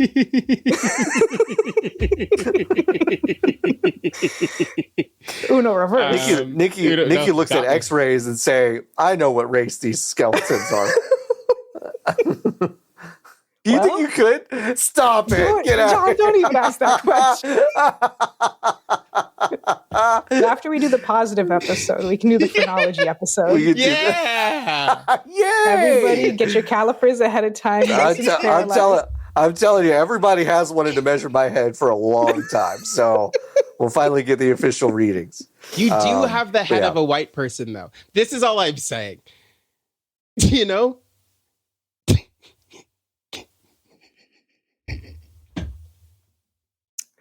We at VGBs.com do not condone race science or phrenology. But that was the sound that you just heard of a million people agreeing that I do have a white person's head. Race science is okay against whites, is what we all know. I'm just kidding. I'm just kidding. All right, so tell me more about this delightful game instead of race science. Well, I just bought it, so that's huge Yay. for me. I'm about to buy it. It's in my cart. I had a great time. I had a great time with it. How's the tunes? The tunes, they're okay. For me, it was just whatever. Okay. Not that they're bad, but I'm definitely, in general, I'm the kind of person where oftentimes video game music becomes wallpaper and I don't know what it is. Sure. And in this case, it was for sure that. It was nice. Okay. Bum, bum, bum, ba, bum. For sure. Motif. No. That was the Febreze mnemonic, Lotus. The notes that you just did were the Febreze. So the Febreze Maybe it's song the is same. in here? I guess it is the main theme. You'll find out soon enough. I will find out. I've also purchased the game. This game runs on the Macintosh. It does run on the Macintosh. I was about to mention that. Yeah, I would like to see this hit mobile. I know it's a pain. Yeah. Well, because it's impossible to sell a premium price game, and this does deserve to be premium price. But it's the kind of thing where I was like, this would run really nice on a phone or an iPad or something. That would be fun.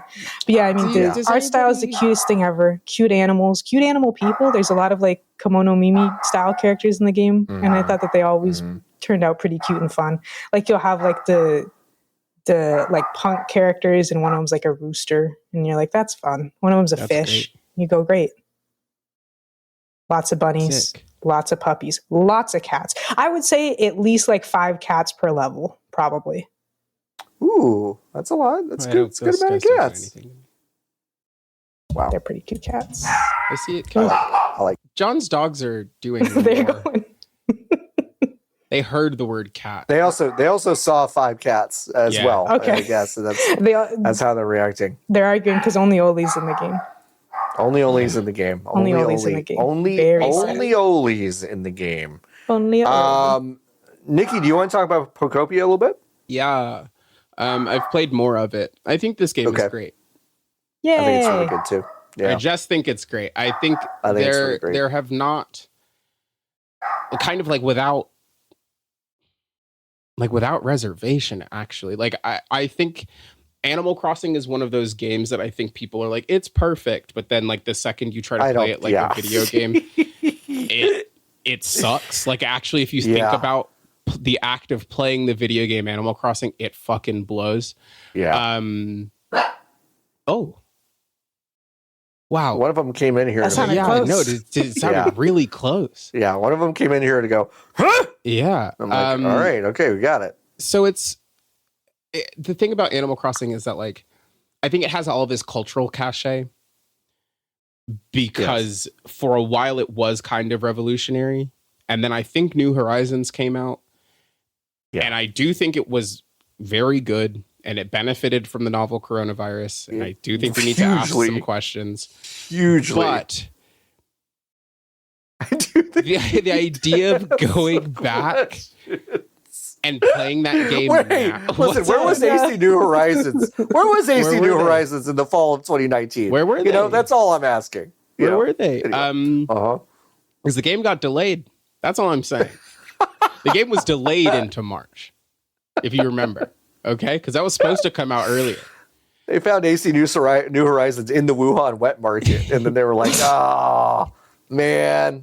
All right, anyway, crazy.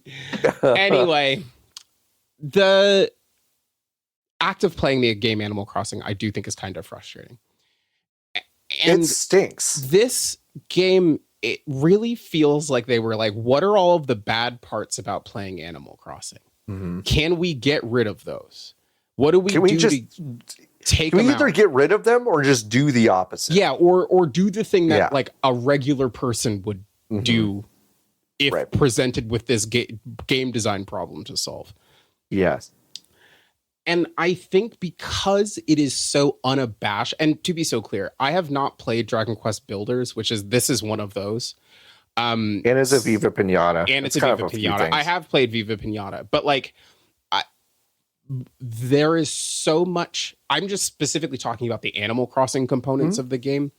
There is so much where it is so clear and loud that what they are doing is just copying the Animal Crossing formula that it kind of makes it better, because I constantly am thinking about the ways that I am actually not having to think about doing the things that I want to do. For example, I had to build a big bridge. I got to like this beachside town. It's dark. The clouds, was dark, but the clouds were everywhere, and everyone was complaining and bitching because it was dark. They couldn't see, except some of them were like, "I wish it was like this all the time," which I think all rules. The time. And then you turn the lights on, and then all of the Pokemon who were like, "This fucking sucks because it's dark all the time," were like, "Fuck yeah, the sun is back." And then all of the ones that were dark were like, fucking it is so bright. The Zubat came over to me and was like, "Yo, I'm really sorry to complain. It's too fucking bright.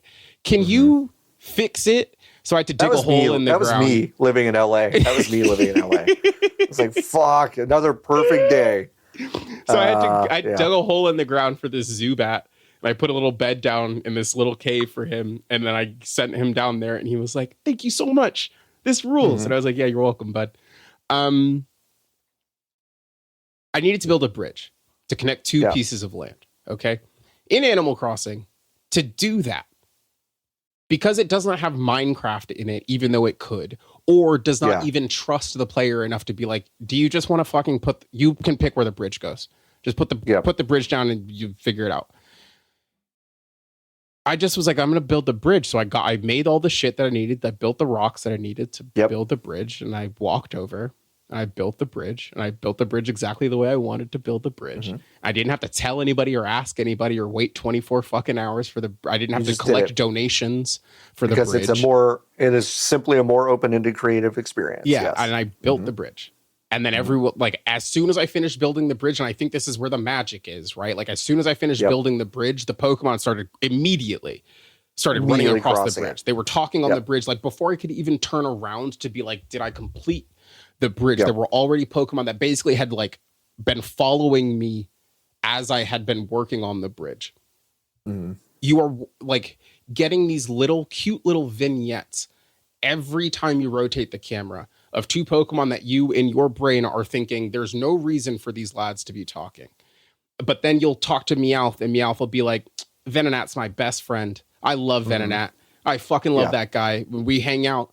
Or yesterday, Piplup was like, we should go swimming. I would love to go swimming with you, Ditto. And then Ditto, you have to be like, I don't know how to swim. And Piplup's like, damn. I think we can fix that. I think I remember a guy that I used to be friends with, this Lapras, and I think if we bring Lapras here, I think they'll be able to teach you how to swim, and then you and me can go swimming together. And then you do the thing to bring the Lapras there. Lapras is like, absolutely, I'll teach you how to swim. You learn how to turn into Lapras. And then Piplup's like, fucking sick. I'm glad Lapras is back, and you can swim. Let's go swimming. And then you go swimming with the Piplup. And then you finish the task, and then the game's like, awesome. Congrats. You and your friend had a good time. And that's all you did is you and your friend had a good time. I think it's really, really, really good. It is bringing like life and personality into these characters because I think they are so famously blank slates. It works. Like Kyogre has like a southern Mississippi, Louisiana-esque drawl to it. It's great. Makes no sense. From the ocean, from the deep water, that tracks. That part makes sense. Really funny. Just really, really funny stuff. I walked up on a conversation yesterday between a Bulbasaur and an Oddish, and Oddish was like, did I talk about this last week? I have a screenshot of it. I can actually just read it to you so I don't fuck it up because it made me laugh so hard. I did see a screenshot of Charmander saying, I threw up. Is that real? I threw up. I don't think that's real. I don't think it's real. Okay, I didn't think so either. But here's the thing. It is plausible. That's why I had to ask. And I think that's what is so good about like the way that this game has been localized and like the way that the game is written is that like none of this stuff is confusing or unexpected in like it doesn't feel like it is out of character for Charmander specifically to be like I flew up. Hold on, I gotta fucking find it. John, you talk about it while I find this JPEG. I think this game is really neat. I watched a lot of kind of high level players playing this game this week, and I watched a lot of TikToks of like Pokopia esports. There's just really cool stuff about just like, hey, you get to the point eventually where you're building little towns and you need electricity, and you can. Hey, people are like, hey, you can bury the wires like in a real urban planning environment, right? And then. Yes, Nikki, you can bury the wires. Oh man, you can dig under and then build all your telephone poles or your electric poles under the structures you need. Because it comes out because it comes out of the yes. It's really smart. And this is the thing. I'm not Nintendo. Nintendo doesn't need my advice, okay? And I also understand the value of having 2 separate franchises pop the fuck off. But if I'm Nintendo, I'm looking at Animal Crossing and I'm like, we should have called Pokopia Animal Crossing Pokemon. And I just want to say, given the Animal Crossing team the avenue to go, we're going to slap our name on this and also kind of be embarrassed about how much this game ate our fucking lunch at about 20 different things. Because I don't really think this hurts Animal Crossing. Like, I don't really think it does. I think in a few years, people will still be excited about it. For sure. But I also am kind of like... I think they are not if they do the same shit, though. Not if they, like, you got to do something. I think a little bit different. Because different. So what I do think I'm realizing is in between this shift for these two things is that I want a game that is closer to this every single time than whatever path Animal Crossing is on. Which isn't to say that I don't think people love the path that Animal, like, because they do. Like, there are lots of people who do not have the issues that you and I have with Animal Crossing right now. But they're playing Pokopia. But they're also playing Pokopia, like, for sure. I also think it's a thing where, like, I am doing some calculus, and, like, if an Animal Crossing game comes out next year, which it won't. Like, yeah. It's like the last one. I think it'll be like, yeah.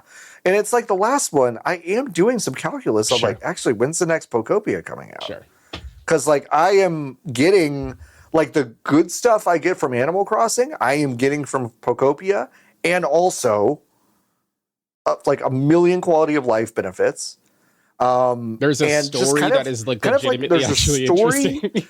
Like really interesting. And also it's like there's just this feeling of it being alive in a way that like Animal Crossing hasn't had in 10 years. Even if it's a 24-hour clock and calendar and it doesn't like there, I understand that feels alive in a way, but like it is so glacial in a way that I think felt so novel back when it came out on GameCube, and it worked really well for a handheld on New Leaf. But now I'm playing Pokopia and I'm like, boy, I'd rather have everything Pokopia is doing. And I think that's like what Animal Crossing does. I think that's it's a life sim versus whatever the fuck Pokopia, like whatever genre you consider Pokopia conversation. Like, right? Like those two things are fundamentally different. Because like, yes, like I just put a Pokemon Center down and I'm building a bigger house in this second region that you unlock, and they aren't going to be done until tomorrow. And I did go, well, I think that means that I'm done with the game for the day. Yep. But also I made so much progress outside of hitting that wall, and there is still other stuff for me to do. And I do think that there is stuff in Animal Crossing. You run out of things to do every day. You do. Yes, you do. Yeah. And this game does not. Then you're just at its point in Animal Crossing, you are going, okay, I guess I'm going to go pick up shells. Yeah. Then sell them, and then go back and see if there's shells I missed. Yeah. And then go to bed. And there's not. As a lapsed Animal Crossing fan, the issue with that series is actually, for me, that it's not either thing good. Mm-hmm. It's less of a life sim than it's ever been, actually. Yeah. And it's more like what Pokopia is now, but it's just not very good at it because it's not that. Yeah. Right. Yeah. So it's like, I don't know why you wouldn't play Pokopia, actually. Mm-hmm. Unless you're really attached to the more humanoid proportions as opposed to Pokemon, which is reasonable, I think. Or like having more of your customized guy, for sure. Mm-hmm. More emphasis on decoration, sure. Yes. Yeah. But Pokopia could just kind of do that if they wanted to. Yeah. They could. Whereas Animal Crossing would be so different if it tried to do any of the life sim or neighbor stuff more. Yeah. I'm so curious to see how they do this game.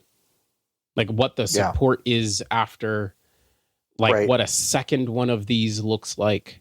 Is there? Do you think this outperformed their expectations? I kind of think it did. I think it did, but also like, I think so. But it also on paper makes so much like sense. We made Pokemon, Minecraft, Animal Crossing, so like maybe they didn't.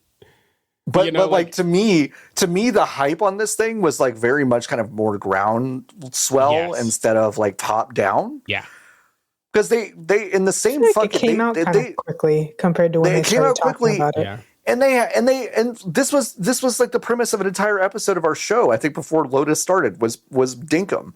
They introduced Dinkum in the same presser as they did Pokopia, which like if you're to me, in hindsight, there's a fucking direct around Pokopia. Hey, like this. You know what's crazy?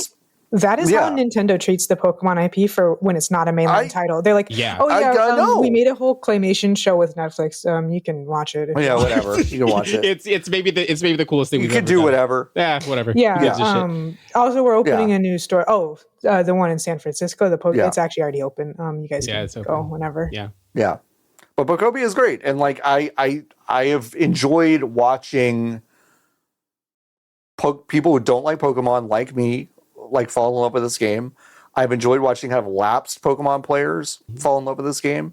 I have enjoyed, and I think maybe most surprising, Pokemon diehards going, "Oh, actually, this is probably the best Pokemon game that's ever been out. Yeah. Like, I mean, like that has been a really fascinating, I don't want to say total validation because I know the other part of the series is still immensely popular, but it's like there is something really fun about going, like seeing a bunch of people go like, oh yeah, no, actually this part of Pokemon is just really cool, and it could just be a lot of this instead of this old, tired RPG bullshit that we keep trying to do every single time. So yeah.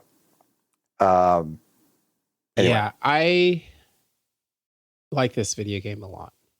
I cannot really find any, not that I think it is perfect, but I think it might be close. No, like it's really good. I think I don't know what else I want from it.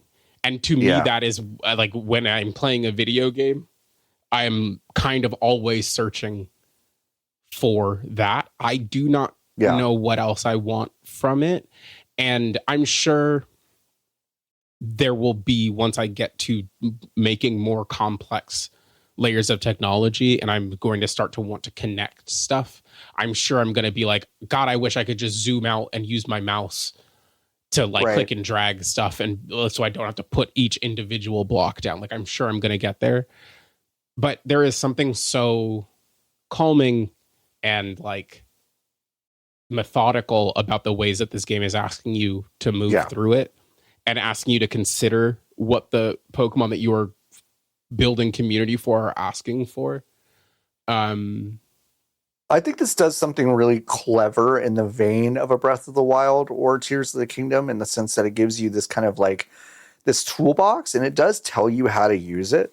But some of the more like out of the way, weird, like things that you go, I wonder if this works, will work. Yeah. And the game won't tell you about it, but you can experiment with stuff and that's really cool. And to Nikki's point, like the other thing I think about is, you know, when I play Animal Crossing, and I do eventually want to play this game enough and like have it breathe enough where I'm not comparing it to that every 5 minutes. But like, it's also like, okay, if you have your island full of villagers, you can go to each of them and they'll be like, hey, I've got a honeycomb. All right, cool. I'm working out on the beach. Okay, cool.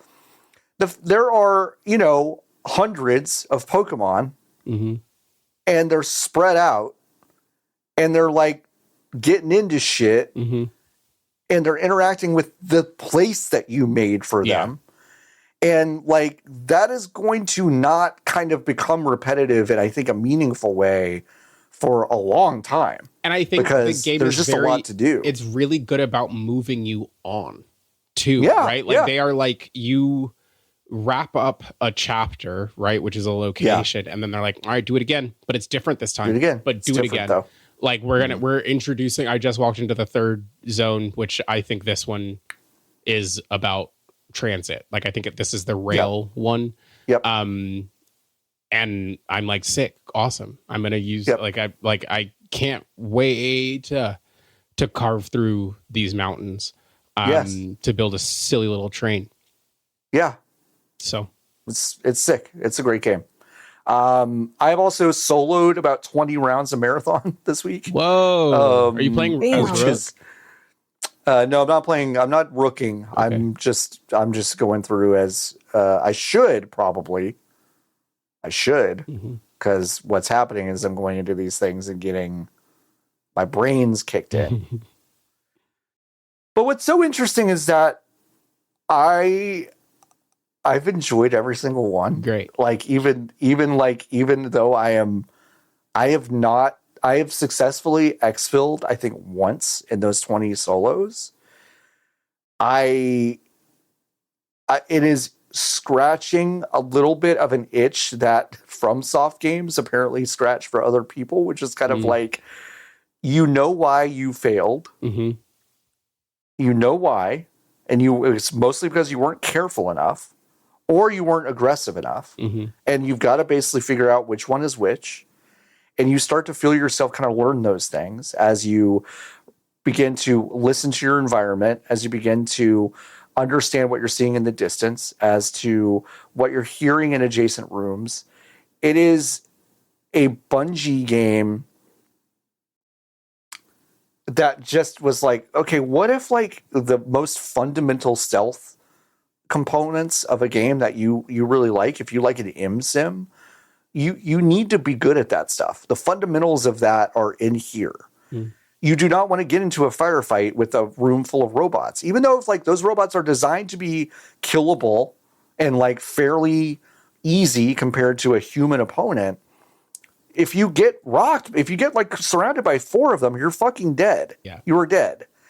And this game is difficult, and it is training me to be patient in a way that like most games like this don't. I don't play a lot of extraction shooters. So like if you play a lot of extraction shooters, you might be hearing a lot of bullshit right now, but like I just don't play them. So I've enjoyed getting to know this game and its mechanics. There are, again, it's a little bit like Pokopia, watching high-level people late in the game do wild stuff. I have been watching people play this game a little bit, and boy, the stuff that they're doing with narrative in this, which shouldn't shock anybody because it is Bungie and they did this with Destiny 2 before they had to put like Hasbro products in it or whatever, is like they're really good at actually making emergent narrative stuff kind of the shared experience. And I think that's really slick. We have said this maybe 8 times on the show, but no game looks or sounds like this. No, probably never will either. It is stunning how rare that is. Also, it's so funny. There was a patch earlier in the week or at the end of last week that was basically like, we don't think that you can hear stuff from far enough away. So we made everything a little bit louder. Mm-hmm. And then everyone was like, wait, this fucking sucks. We didn't like that. We didn't like it. And then today they were like, yeah, we don't like it either. So we didn't like it either. We're taking it back. We're going to figure it out. But like, that is what that is we have designed a sound system too good. Yeah. Like the way that the game sounds is actually too good. Yeah. So it needs to be a little bit worse in order for the video game to play better. We have to make it so that you cannot hear these things, which is a fun little issue, I'm sure, to have to solve. And like, I think that is the beauty. There are like 3 beautiful things about live service, but like that is one of them, right? Which is like, oh, we are playing in a field where you can watch players be like, yo, like it was good, but this is, you turn the dial too far, and then be like, yeah, for sure, we'll fix that right now and keep working on it. So I'm very interested to see how reactive Bungie is to a lot of the feedback, and because I'm in a Discord of some like games adjacent people who are playing this game, and they're talking about it, and that's cool. But they've all been very frustrated with what they feel like is a spike in difficulty over the past couple days of just like people figuring out ways to sit and snipe and whatever. And like, I think I saw that frustration turn into kind of like a realization that it's just like, well, we got to figure out how to deal with this stuff. It's part of the game, isn't it? Like we just kind of got to figure that out, huh? Yeah. Grow up, you know? Yeah. I mean, kind of, you know, there's a part of that, right? So, yeah, I think this game is really cool. It is, you know, I don't know. And this fucking 2 weeks like snuck up on me really hard, where it's like Requiem, Marathon, Pokopia, Slay the Spire 2. These are all like incredibly Lost and Found Co. Yeah, Halo 2 looks great. Halo 2. Knack 3. Like these are all really, really good games, and they came out in very, very rapid succession, and it's been a good month so far. So yeah, folks, at the top of the show, I said you can join the Hive by going to vgbs.com/join. If you join the Hive, you can go to the Discord, and you can ask us questions over in the Hive Questions Discord channel. We have a few to get to this week. My Hero Zero asked last week. We didn't answer this one. If you were a boss What would your weak point be? Right, maybe right in the lower back. Yeah, mine too. Yeah, it's over. That's a great it's over shout. for me. That's a great shout. Yeah, right. Whatever. I'm trying to fight a guy and I get a slip disc. It's over. Mm-hmm. Where do you do a spinal tap? Anywhere between between the L3 and the L4, or between L4 and L5. So anywhere. Yeah. I actually have 2. So anywhere in there, you'll get me. You'll get me good. That's a good one. That's a good one. I'm mostly made out of the blinking red part. So you could be like one of those worms, like a segment boss. You just turn into little pieces that all attack you. Just little pieces. I just know that kind of my midsection is like, it's not my weak point. I think I'm like, maybe like a dead space. I think I might be a dead space where my limbs. You think you might be a necromorph? I think I might be a necromorph where you get me in the head. Look at my head. I'm like the bad trope in professional wrestling where Samoans have heads that are too hard to hurt. Like that's a real thing that they do, which is so crazy. They still kind of do it, which is fucking nuts to me. I'm like that, but for this noggin and my midsection is like really stout. I'm basically a necromorph, so that's kind of my thing. I think it's a really good question. That's a great question. Haneker asks, what's the jazziest instrument? Saxophone. I accidentally answered this because I thought it was from last week in the Discord, but I did say trombone. It is from last week, but it was after the show. Oh, got it. That's I got you. I thought that I missed it during the previous show, so I already answered it. But my answer was the trombone, because you do have to dance to play the trombone. That is true. That's true. Because I was saying, because like saxophone is what immediately comes to mind, but I feel like you can use the saxophone and other stuff. And when the trombones and other stuff, it's like, okay, settle down. Yeah. Don't play that trombone too much. Yeah. The correct answer is actually the brush for drums. Oh yeah, terrible. That's a good answer. No, I think it's bad. Oh. Okay, I think it's a bad answer. Okay, it's a really good answer. Harkavian has. Wait, hold on. Is that an instrument? Like, are drumsticks instruments? Is your voice an instrument? Is mayonnaise an instrument? That's different. Okay. Although they do, because technically the instrument is not like the drums, it's percussion. And so the striking part is part of it. You know? So yes. I don't really know if that answered my question. Okay, thank you. Yes, it is. Yes, it is an instrument. A cymbal with a brush, I think, is an instrument. I think so. I think that is an instrument. Harkavian has asked this a couple times, and we're going to finally ask it because I think we've got a second. What's a detail or feature that can pop up in a game announcement or trailer that makes you go, well, now I've got to play this game? I've got a really specific answer. Oh, do you? The thing is, mostly, this is where my hateration comes in. I mostly have the opposite. Where I see something happen, okay. Man, fuck this shit. Well, then tell us what that is. Being a roguelike. Okay, sure. I'll be kind of interested, and then I see the like 5 of the most stereotypical roguelike things, and I'm like, okay, whatever.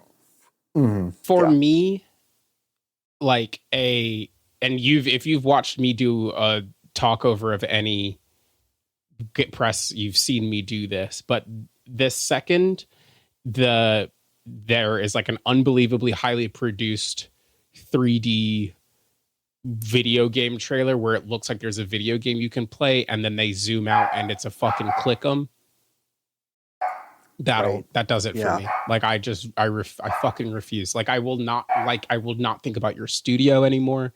I will not think about your video game anymore. Like if you show me one thing and then it turns out that you just click and drag units across the screen, I think you should go to jail. I think they should take your card away.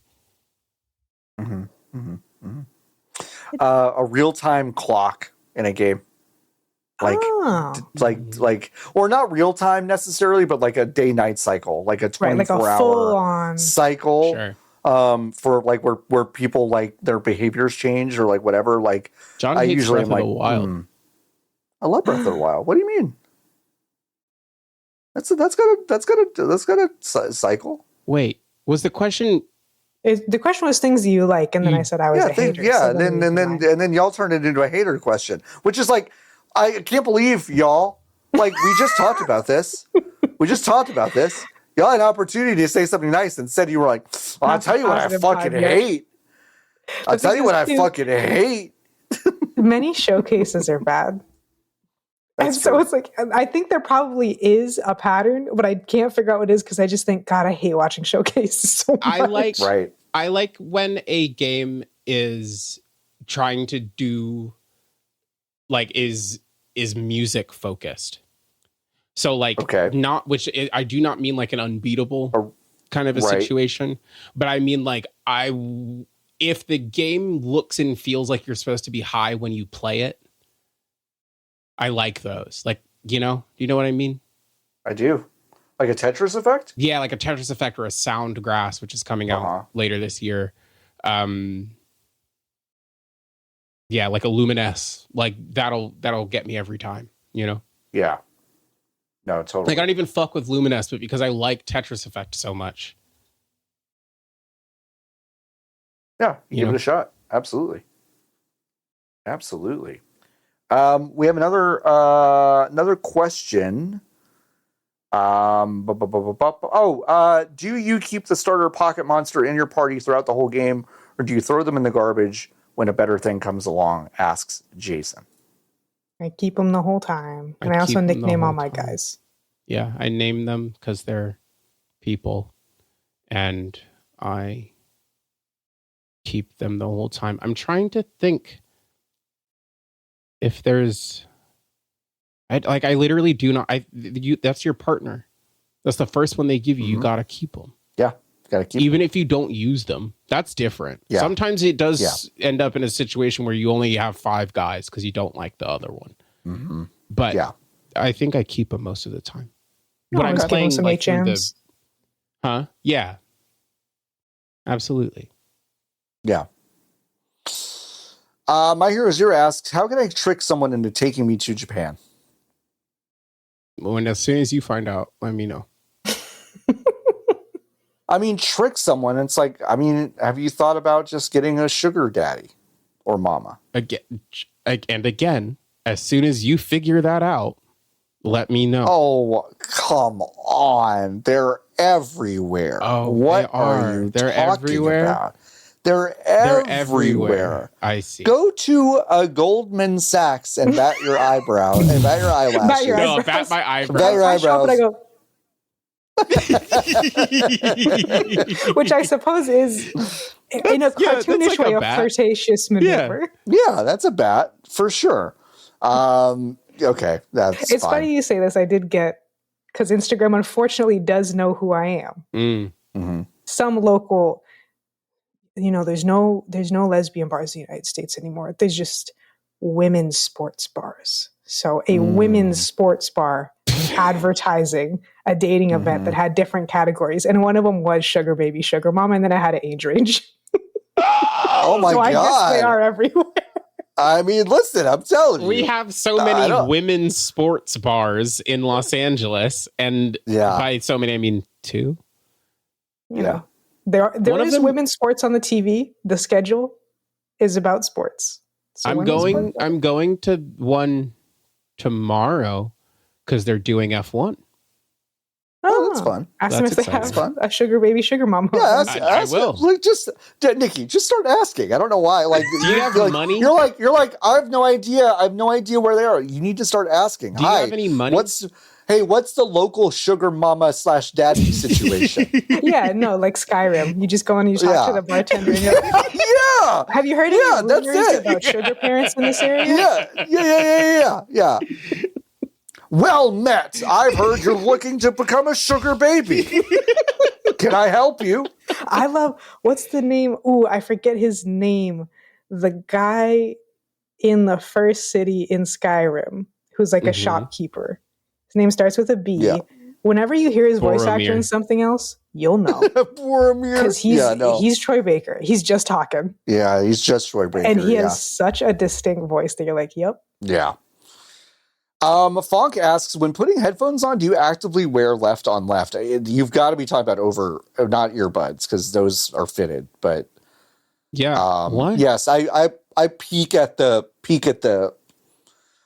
like for if I'm plugged in my AirPods Max, the thing is always on the right, and I always put it on the right. These have a little letter, and I always look it up before I put them on. So yes, my left side has the wire. Yeah. Right. Wait, people don't do this? I don't know. That's why I was asked. It's stereo audio. What are you talking about? The next question is very important. It's just Nick saying, "I'll Venmo Nikki $5 if John untwists his headphone cable." Are you taking money out of my fucking pocket? Guess what I just? No. That's money into your pocket. Nick will Venmo Nikki $5 if I untwist my headphones. Yeah, but I thought I had to ask. No, you did. Oh, great. All it says is I'll Venmo Nikki $5 if John untwists his headphone cable, which I've done. $2.50, and I think we can go get fries. You probably get fries. Not at the fucking GDC festival, maybe. I'll tell you what. I've never been more angry in my life. Perhaps when I was going home from GDC really late, and I said, "I am so hungry and I need salt electrolytes. Let me go get some French fries. There's only McDonald's is open. God, fine. Go into the McDonald's. There's 0 employees. I have to go to the kiosk. Yes. Yeah. I have to log in to a McDonald's account on the kiosk. I can't just order the food. No. Because otherwise a homeless person might be able to order food. Dear God. Right. And what will happen then? What'll happen? I say I'd like a medium fry. $6. Yeah. That's crazy. That's fucking crazy. I walked out. I just said I'll just be hungry. There's I don't know if they have these around y'all. They've turned the keypads to get into an apartment building to buzz a person in. Those are iPads now, right?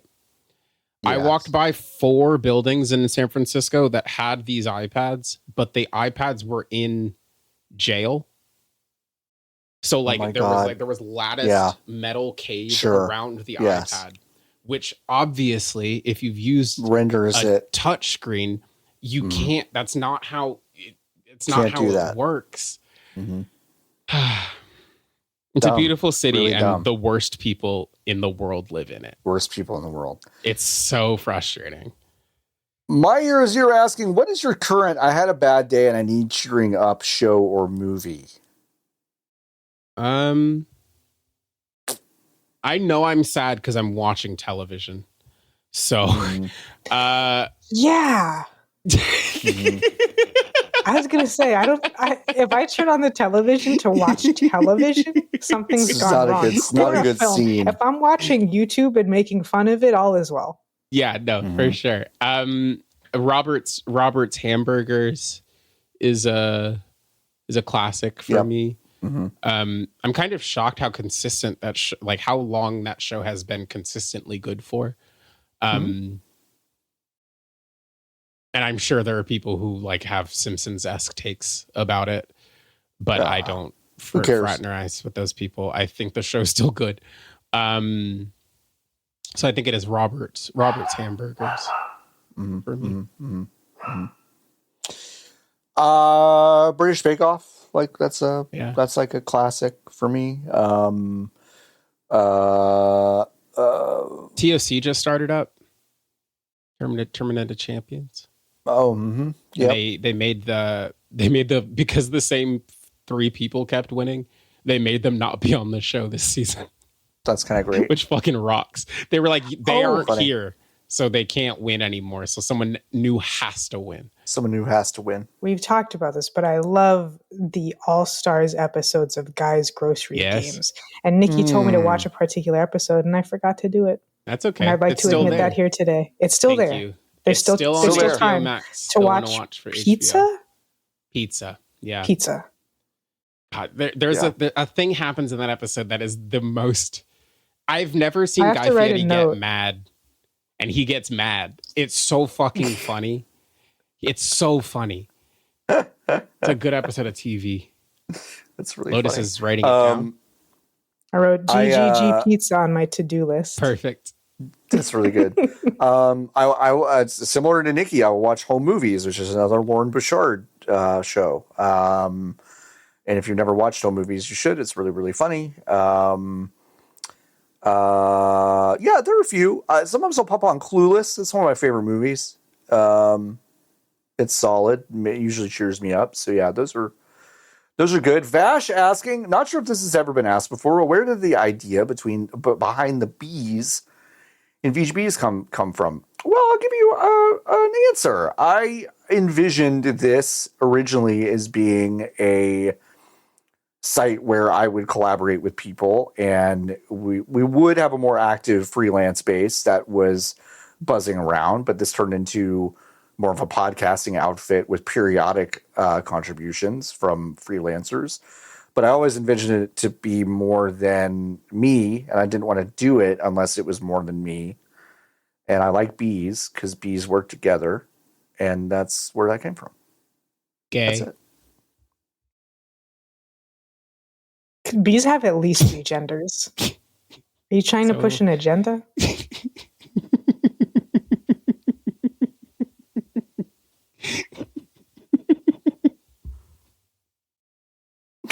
I think what's so beautiful about my relationship with Nikki is that no straight person has ever bullied me like Nikki does. But Nikki does like straight bullying to me, which is great. Just in case I didn't get enough of it growing up, It's kind of it's just really solid. It's really good. Jason asked, "Do you meditate or have you meditated?" When will you wear wigs? On the show? Hey, all-time great clip. If you don't know what we're talking about, go to youtube.gov and type in. I think if you just type in Elijah Wood, it will immediately come up. But Elijah Wood wig interview, you'll find it. Yes, it's really good. I have meditated. I'm not very good at it. I think when I have actually tried to work on it and do it consistently, that very, very short gap, and I do mean short, maybe a few days in a row, I've enjoyed it, but it's just like anything else that's good for me. Once it involves enough effort that I notice, I usually stop doing it. So yeah, which sucks. I guess. Yeah. It used to make me too anxious. The act of meditating made me so anxious because it was calming down the ADHD such that I had the rest of my thoughts going, and I didn't like this very much for a while. I kind of got back into it literally a month and a half ago when I got the bike, because there's stuff in the app. There's guided stuff in the app, and those guided sessions are really nice. And I haven't really done any of them that often, mostly because it's now I kind of can do it myself, and I will tap back in. But I'm meditating once or twice a week, and it's never for very long because again, I just will get bored. I will sit there and I will hit minute. I can never get to 10 minutes. I literally can't, because by minute 7, I'm okay, I got it. I'm good. I'm ready to do something else now. But minute 7 is much better from where I was, which was 30 seconds before. So I think as I will keep doing it, I'll start to get better and better at it. Yeah. Lotus, what about you? Big meditator? No, I do a breathing thing before bed because chronic insomnia and anxiety. Mm-hmm. But it's not really meditating. It's on the way though. Perhaps it's adjacent. I do the same thing. That counts. Yeah. I do breathing exercises. I recommend breathing exercises if you're someone that I don't know, just has any sort of anxiety, at any point. Breathing exercises are nice. Just breathe. Just breathe through it. It'll fix it. Breathe through it. A few more questions. Sawyer asking, what game would you most enjoy getting quantum leaped into, and how would you like to help in order to leap again? What does that mean? Quantum Leap was a show. Nope. Okay. Yeah. Is it like an isekai for white people? Yes. Yeah, actually, that's just context. Ding, ding, ding. You got it. Ding, ding, ding. I did get it through the context clues, but I was hoping for a real answer, perhaps. Yeah, it's a TV show. It's a both. TV show where Scott Bakula is a time traveler. Yeah. And when he time travels, he basically wargs into a person that was back in time and inhabits that person's physical form. So like there are parts of the show where like, and that's the whole point is that, like Scott Bakula will step in front of a mirror and suddenly he's like a huge titted bodacious nurse, babe. like, yeah, exactly. Whoa. And it's like, whoa. And then he's got to basically do his own, Ebenezer Scrooge, fix something to make yourself, make the whole thing better. In 41 minutes and then it's over. So that's what that is. Pokopia. And then you just play Pokopia. Yeah. Yeah, I'm just going to be here play Pokopia. Yeah, and here's the thing. I'm not trying to get leaped. I'm not trying to leap. I'm trying to stay. I don't know if I'm trying to stay. I don't know if I'm trying to leap in general. That sounds scary. Yeah. I forgot they made Quantum Leap again. But with Raymond Lee as Scott Bakula. I could probably do a leap into Mario Galaxy. That seems fun to but here's around all those things. But there is an existential horror, I think, to Galaxy specifically. That Odyssey, the black holes, you mean? Yeah, it's exactly what I'm talking about. The black holes, yeah. when you careen off into a thing, and it sucks you in. It goes, yeah, it makes this noise. Yeah. That's really scary. It's really scary. So why are you picking that one and not Galaxy? Because I'm not going to do it. I'm not going to lose. Sorry, Odyssey. You're not going to lose. You're not going to die at all. I don't feel like being possessed by a hat. How about Sunshine and not have fun? Just keep ramming your head into a wall. Yeah. But think about how fast you could go. It won't be a black hole, and it'll be sunny and beautiful. Yeah. No, I want to go. I want to quantum leap into Sunshine, and I want to get off that plane and just kill myself on the pier. And that's how I leave. That's how I leave the game. Ground isn't real, and that's cool too. You just fall into the ether. Yeah, that's true. I don't know. The real answer is I don't think I really want to quantum leap into a game. I don't think I want to quantum leap nowhere. Pokopia is a good answer. Pokopia is probably a good answer. Nothing bad happens there. All the problems are so fixable, and they're fixable via love and community building. You could say Pokemon Mystery Dungeon again, because that's also the plot of those games. For sure. I think Mystery Dungeon could get scary, though, because we have the benefit of the fog of war not being a consequence. But in my brain, those fuckers are all pitch black. And the idea of turning a corner and an Ariados is around the corner, I'm shitting and pissing myself to death. Yeah. Yeah, to death. Yeah. Lotus loves big spiders. I do. Loves big spiders.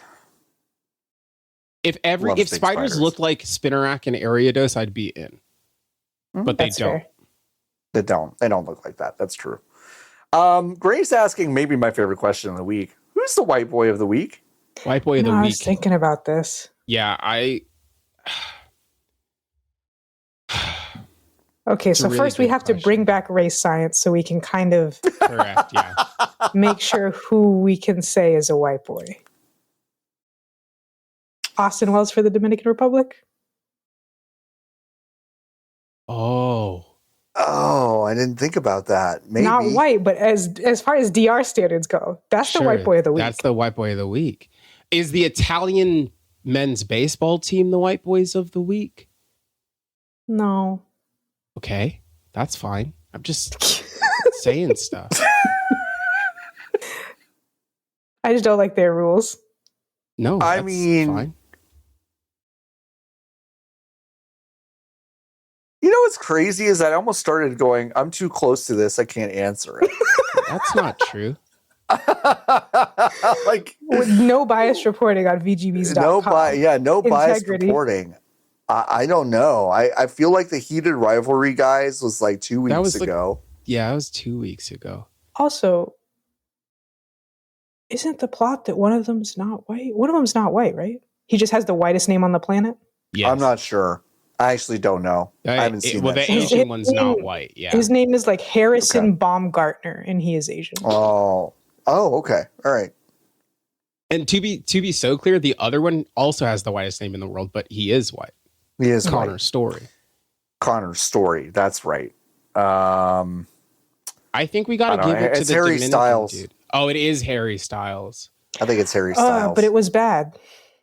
It was bad. What? Can't be the white boy of the week if you put out a bad disco album that's not even a disco album. I like it. Oh, I think it's good. I don't think it's disco even a little bit. I think it's just disco. Another Harry Styles album. I think it's a mediocre dance album that he doesn't even sing on, which is a shame because he's one of the best at singing from that. He's a great singer. He's really good at it. I like the beep boops personally.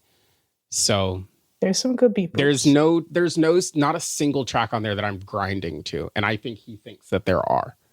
And that's embarrassing. That's true. You know? Yeah. But I like to listen to it in the shower. So you can't hear it great. Yeah. So the sound of the shower filters out the worst parts of the bad beep boop. The bad beep boop. Chihuahua Pug's asking, are there any spinoffs you like more than main series? This question brought to you by me. Yeah, I mean that's the easy kind of immediate answer. Is Monster Hunter brought to you by playing the first Monster Hunter game this week, Monster Hunter Stories 3. The anime. I'm gonna give you a little bit of a cheating. Oh, okay. I'm gonna give you a little bit of a cheating answer, and it's gonna be NBA Street. That's not a spinoff, and you don't think it counts as a spinoff of Live? It has the name NBA on it. The brand name. I will accept that it doesn't count. I accept that it doesn't count. It's okay. But it made sense to me as someone who doesn't play. No, I think maybe it does count because it is not. They did not. Here's why. If they were annualized releases, I would not count them. But because I agree, because there were only three of them. There were only 3 of them, and they came out like biannually. I think maybe they are. Yeah. And I also think like you could probably name FIFA Street and NFL Street to that as well. Yeah. So it's kind of the big oeuvre. The big oeuvre. I'm trying to think of something else. I mean, Pokopia is like the obvious one. I'm opening Steam. My obvious one is Mystery Dungeon, just because we were just talking about it. But it's hard to think of spin-offs. Hey, what about Super Mario RPG? I don't like that game. But like for like Paper Mario 1000 Year Door is maybe my like I actually think that I had a better time. You're saying Paper Mario is a spinoff of Super Mario RPG? No, is just a spinoff. No, you're saying that both of those are spinoffs of Mario. Spinoffs of Mario. Yeah. Got it. Okay. But I think I had more fun playing Paper Mario 1000 Year Door than I think I have had playing any other Mario game. Okay. That's a good answer. Which isn't to say that I don't love other Mario games. Yeah. But like I definitely like Mario Kart DS more than I like I like Mario Kart DS more than I like Galaxy. Easy. Yeah. Okay. I like this is kind of a weird one. I like Fighters Mega Mix more than Fighting Vipers, but less than Virtua Fighter. And both Virtua Fighter and Fighting Fighters, Fighting Vipers spun off into Fighters Mega Mix. So, Barley's made an appearance on the YouTube version of the podcast. If you want to see one of the cutest dogs who's ever existed, go to youtube.com/@VGBs. You can watch every episode of our show in video form. We took a nap earlier. Oh, that's so sweet. That's so sweet. She smells weird. Yeah, dogs sometimes do that. Dogs sometimes do that, which is wild because you could bathe them. And MC Benji is asking, how often do you bathe those dogs? Every week. But I didn't this week, so maybe that's why she smells weird. We solved it, everybody. It's not. Yeah, we did. We figured it out. It's not every week. I think for ours, it's like maybe every like 2 weeks. Actually, I would say it's like kind of naturally every 2 weeks, but then depending on how many times they run out and just roll around in dead shit in our backyard, Sure. Which is, Frequent. folks, like so much more often than you would want. Yeah. Like they'll just come inside and you're like, what do you even smell like? Yeah. And it's not shit. It's totally different. Yeah. It's like a weird, dead, horrible smell, and you got to bathe them. So I would say naturally every 2 weeks, and then like sometimes we get more frequent with it because they're stinky, terrible, boo boo babies. Couple more.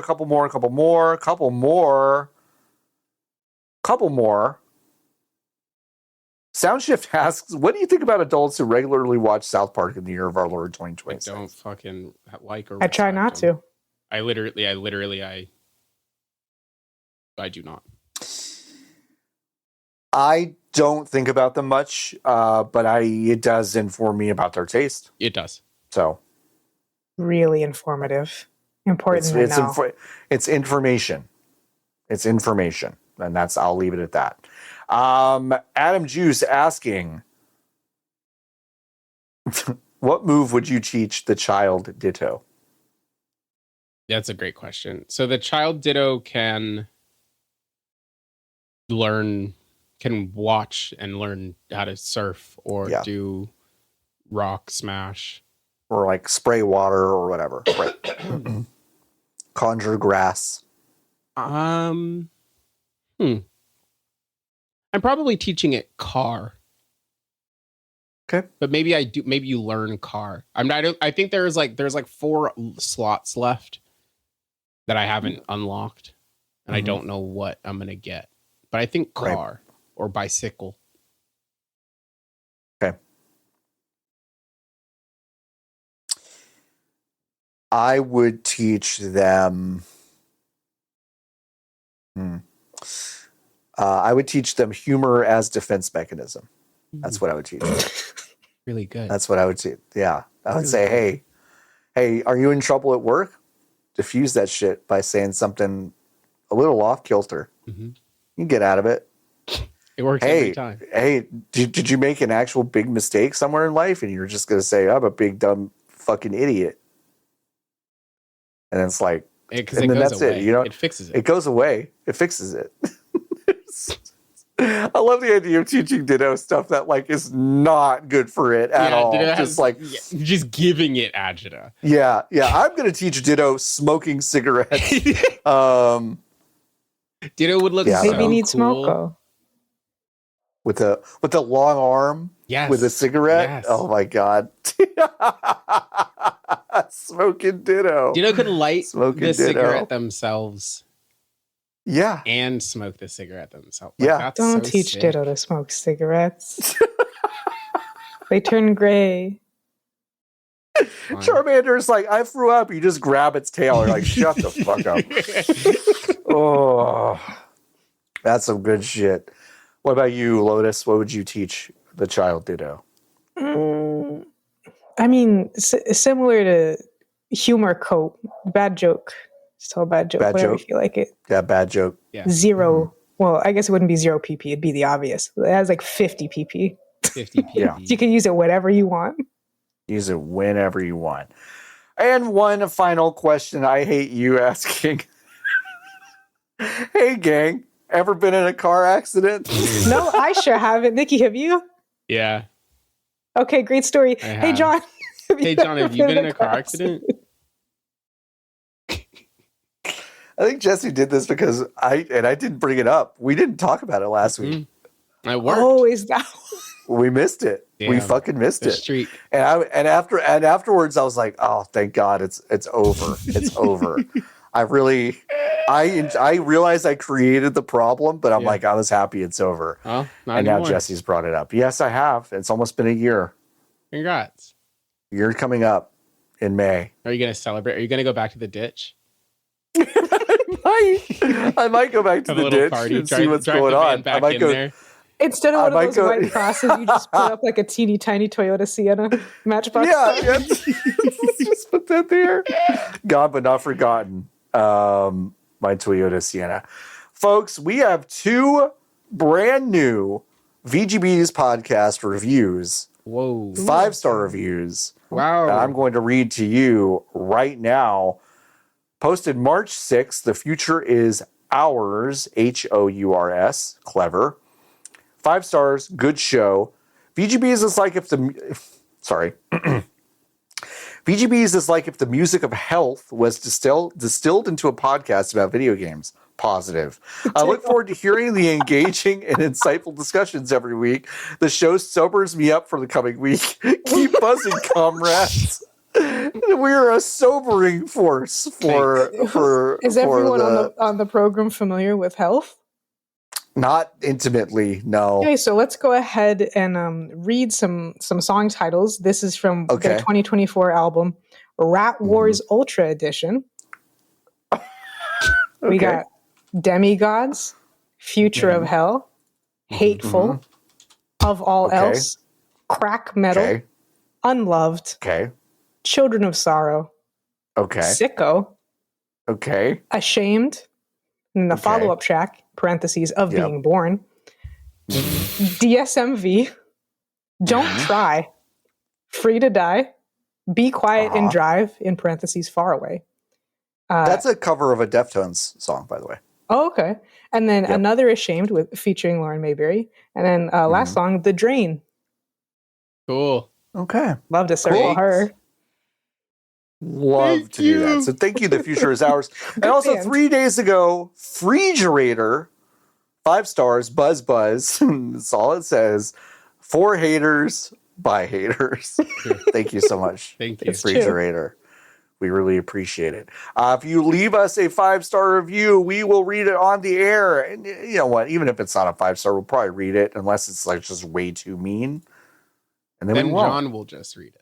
It'll be his and you know what, folks? I did read one of those to myself this week. So yeah, it's crazy. Some people just be saying mean shit on the internet, and that's totally okay. No, it's not. But it's totally okay. You can just do it whenever you want and do it as much as you want. Oh my God. Don't do that. Be nice to people online. Unless you're one of us. We're trained professionals. Okay? Professional. We know how to do it safely. We should do a WWE Don't Try This at Home, but for hating. Like we really thread the needle. Hey folks, do y'all have anything else to plug? Lotus dialedindie.net. Happy Friday the 13th too. It is the second one. Yeah. It is the squeak wall when we're recording this. Nikki, do you have anything to plug? No. Why no, I don't. So let's get out of here. Thanks so much for hanging out. We'll be back next week. And until next time. La criatura. La criatura. Keep on buzzing, everybody. Bye. Bye.